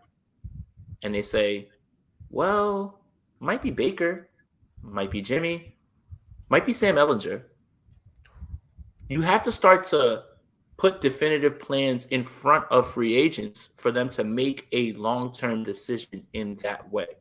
So that's why when you see people, well, what's the rush? Free agency just started 2 hours and 18 minutes ago. That's the rush. How can you ask someone to dedicate their time long-term to your organization without a clear plan of what's going to happen? Let's say Allen Robinson signs with the Indianapolis Colts in 2 minutes. And then 2 days later, he finds out Sam Ehlinger is your starter. He's going to be like, get me the hell out of here. What did I do? Like, why am I here? What are you going to do? Like, I think it's the Bears all over again. Right, or even worse at this point, right? Because at least Mitch fed him the ball for a little bit, like when he was out there. Like Justin and him didn't have the connection because it was him and Mooney. But the thing is, so much is placed, the emphasis is placed so much on this quarterback group that is available now because so many people don't like the quarterback group that is coming out of the NFL draft this year and next year. Yeah. Could you see yourself putting your franchise in position for Spencer Rattler? No, you can't.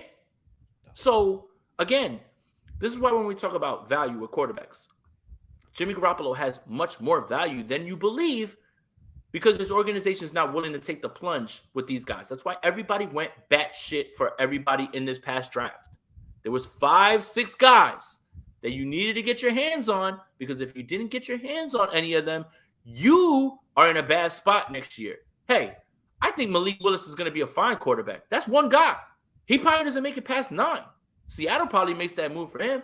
After that, do you feel good about Sam Howell, Matt Corral, Kenny Pickett? Like, those guys, you can see the vision where they could succeed, but it's not like Trevor Lawrence is a slam dunk.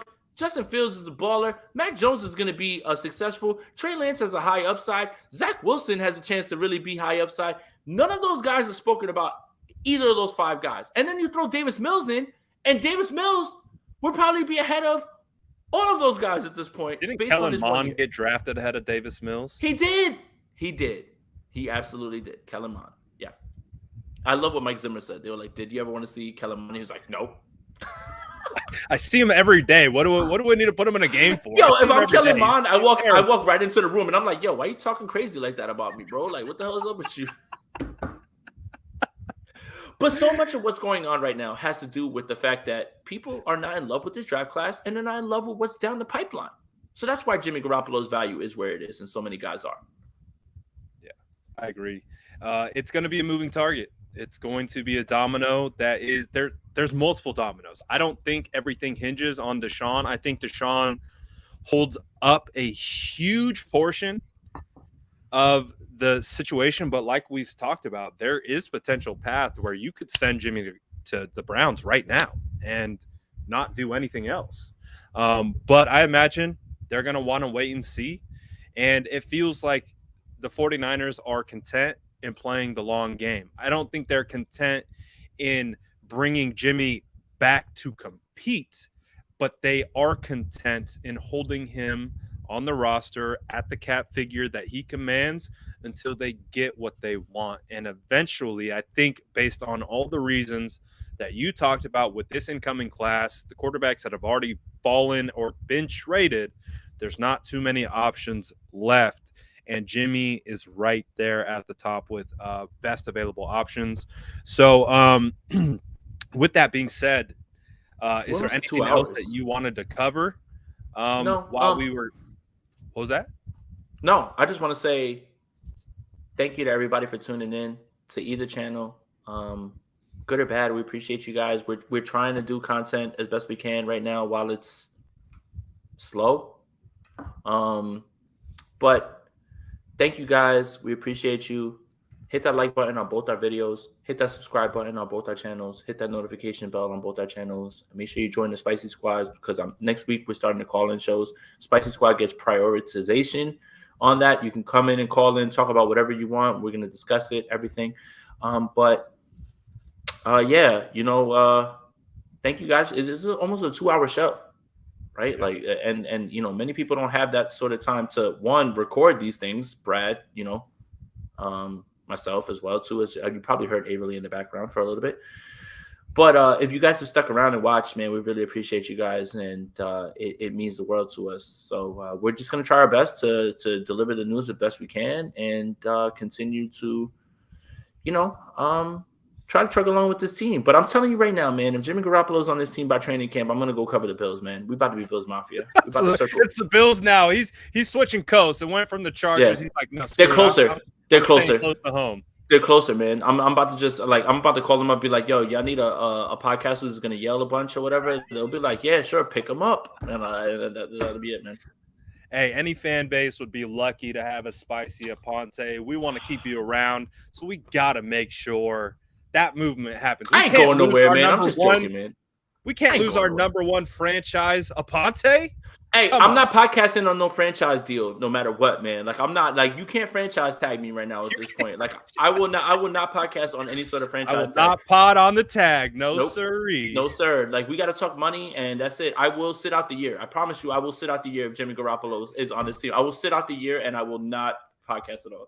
I wouldn't put it past you, but I hope it doesn't come to that. I really hope it doesn't. You kidding me? And no, hold up. You know that's a lie. An excuse to link up with you and go to training camp again for 2 more weeks? Are you kidding me? Stop it, man. No way, man. Please stop it. God. You know, it's more content. It's more content at the end of the day. We to the moon, baby. So we're gonna wait. We're gonna wait and see. And it's gonna be wild. Just like Jason said. Follow both of us on both of our channels. Smash the like button on both of our channels. And we're going to be back every Wednesday with our State of the Franchise episodes. You know they're always going to be lit. And especially with all the stuff. Oh, we got a signing?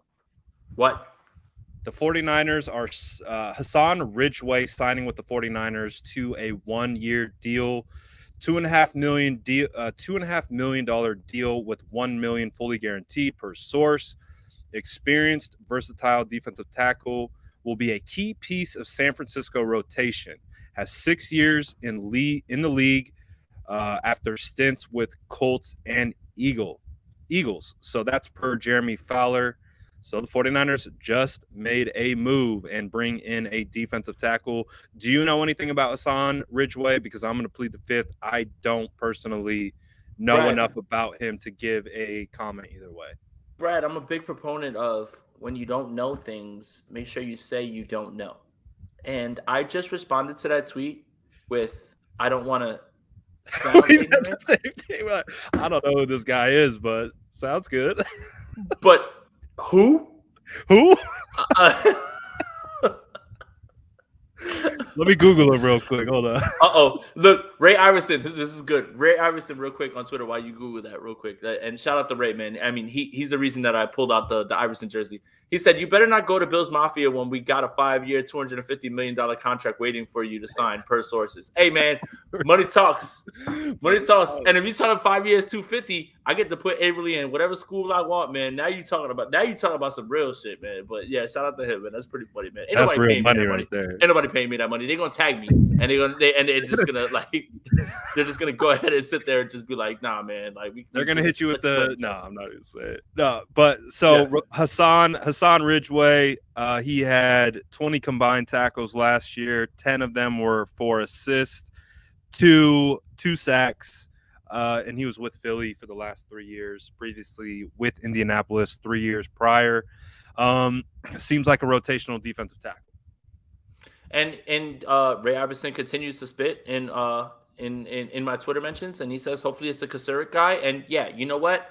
Maybe I'll look him up after we get off of here real quick. You know, I'll put Avery to bed real fast before we do Sprint Red Option tonight, and I'll take a look at him, man. I just what I know is when I found out about Charvarius Ward, I knew of him until I looked into him, and when I looked into him, I loved what I saw, and I understand the vision completely. So about him today. Yeah, we didn't. No, it's cool. I think we know what Charvarius Ward is, right? And real quick synopsis, real quick. Yeah, go for it.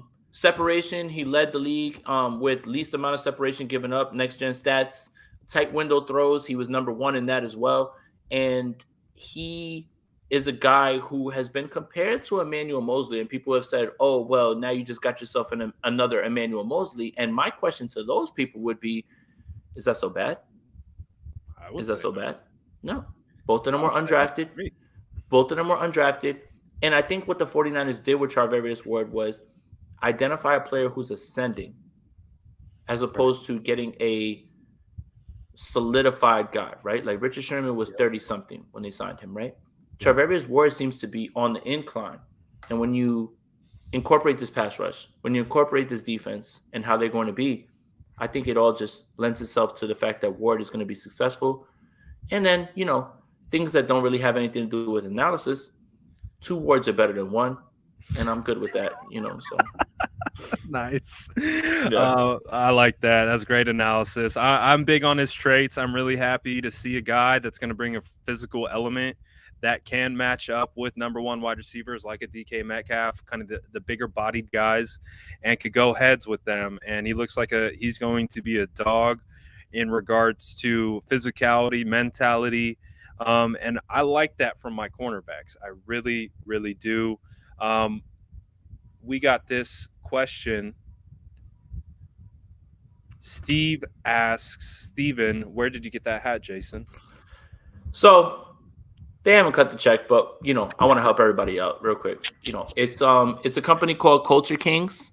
They're an Australian company. So what you do is you go on their site and you'll look it up. It's called the Golfer. This is the Golfer snapback. So for anybody who has seen the other 49ers hat that I've had with the script, which looks almost like the Griswold hat that Coach wears and many people have worn, they made the same one, but the texture of the material, the material is more it's more like rain heavy and things like that. It's good. But yeah, the colors. So Culture Kings is where you would look that up. Tell them to cut the check, man. I'm gonna stop wearing this shit on these pods, man. If they're not gonna yeah, man. Like I'm about to be like, hey man, your sales are going through the roof, man. I saw somebody else. Shout out to Fernando from the 4th and Goal podcast. He just got his in the mail from Culture Kings, man. Like that's a sale that they wouldn't have gotten if I wouldn't have posted that. So like, yeah, man, make it happen. But yeah, Culture Kings is where you find it. Yeah, man. Culture Kings from Australia is where you'll find the hat. And shout out to Andrew Pasquini. Actually, he sent me. I had it on my I had it in my cart, and it was just sitting there because sometimes you say, hey, is this a responsible buy, right? This Like, is the this a move I responsible should be purchase? making. Yeah. So I sat there, and Andrew sent it to me in a text message late at night and says, "This looks like such a Jason Aponte hat." And I was like, "Wow." You already had it in the cart. I was like, I already had it in the cart, and I was just You like, and know. I was like, you know what? I purchased it right after that. So shout out to Andrew, man, co-host of the Sprint Right Option podcast.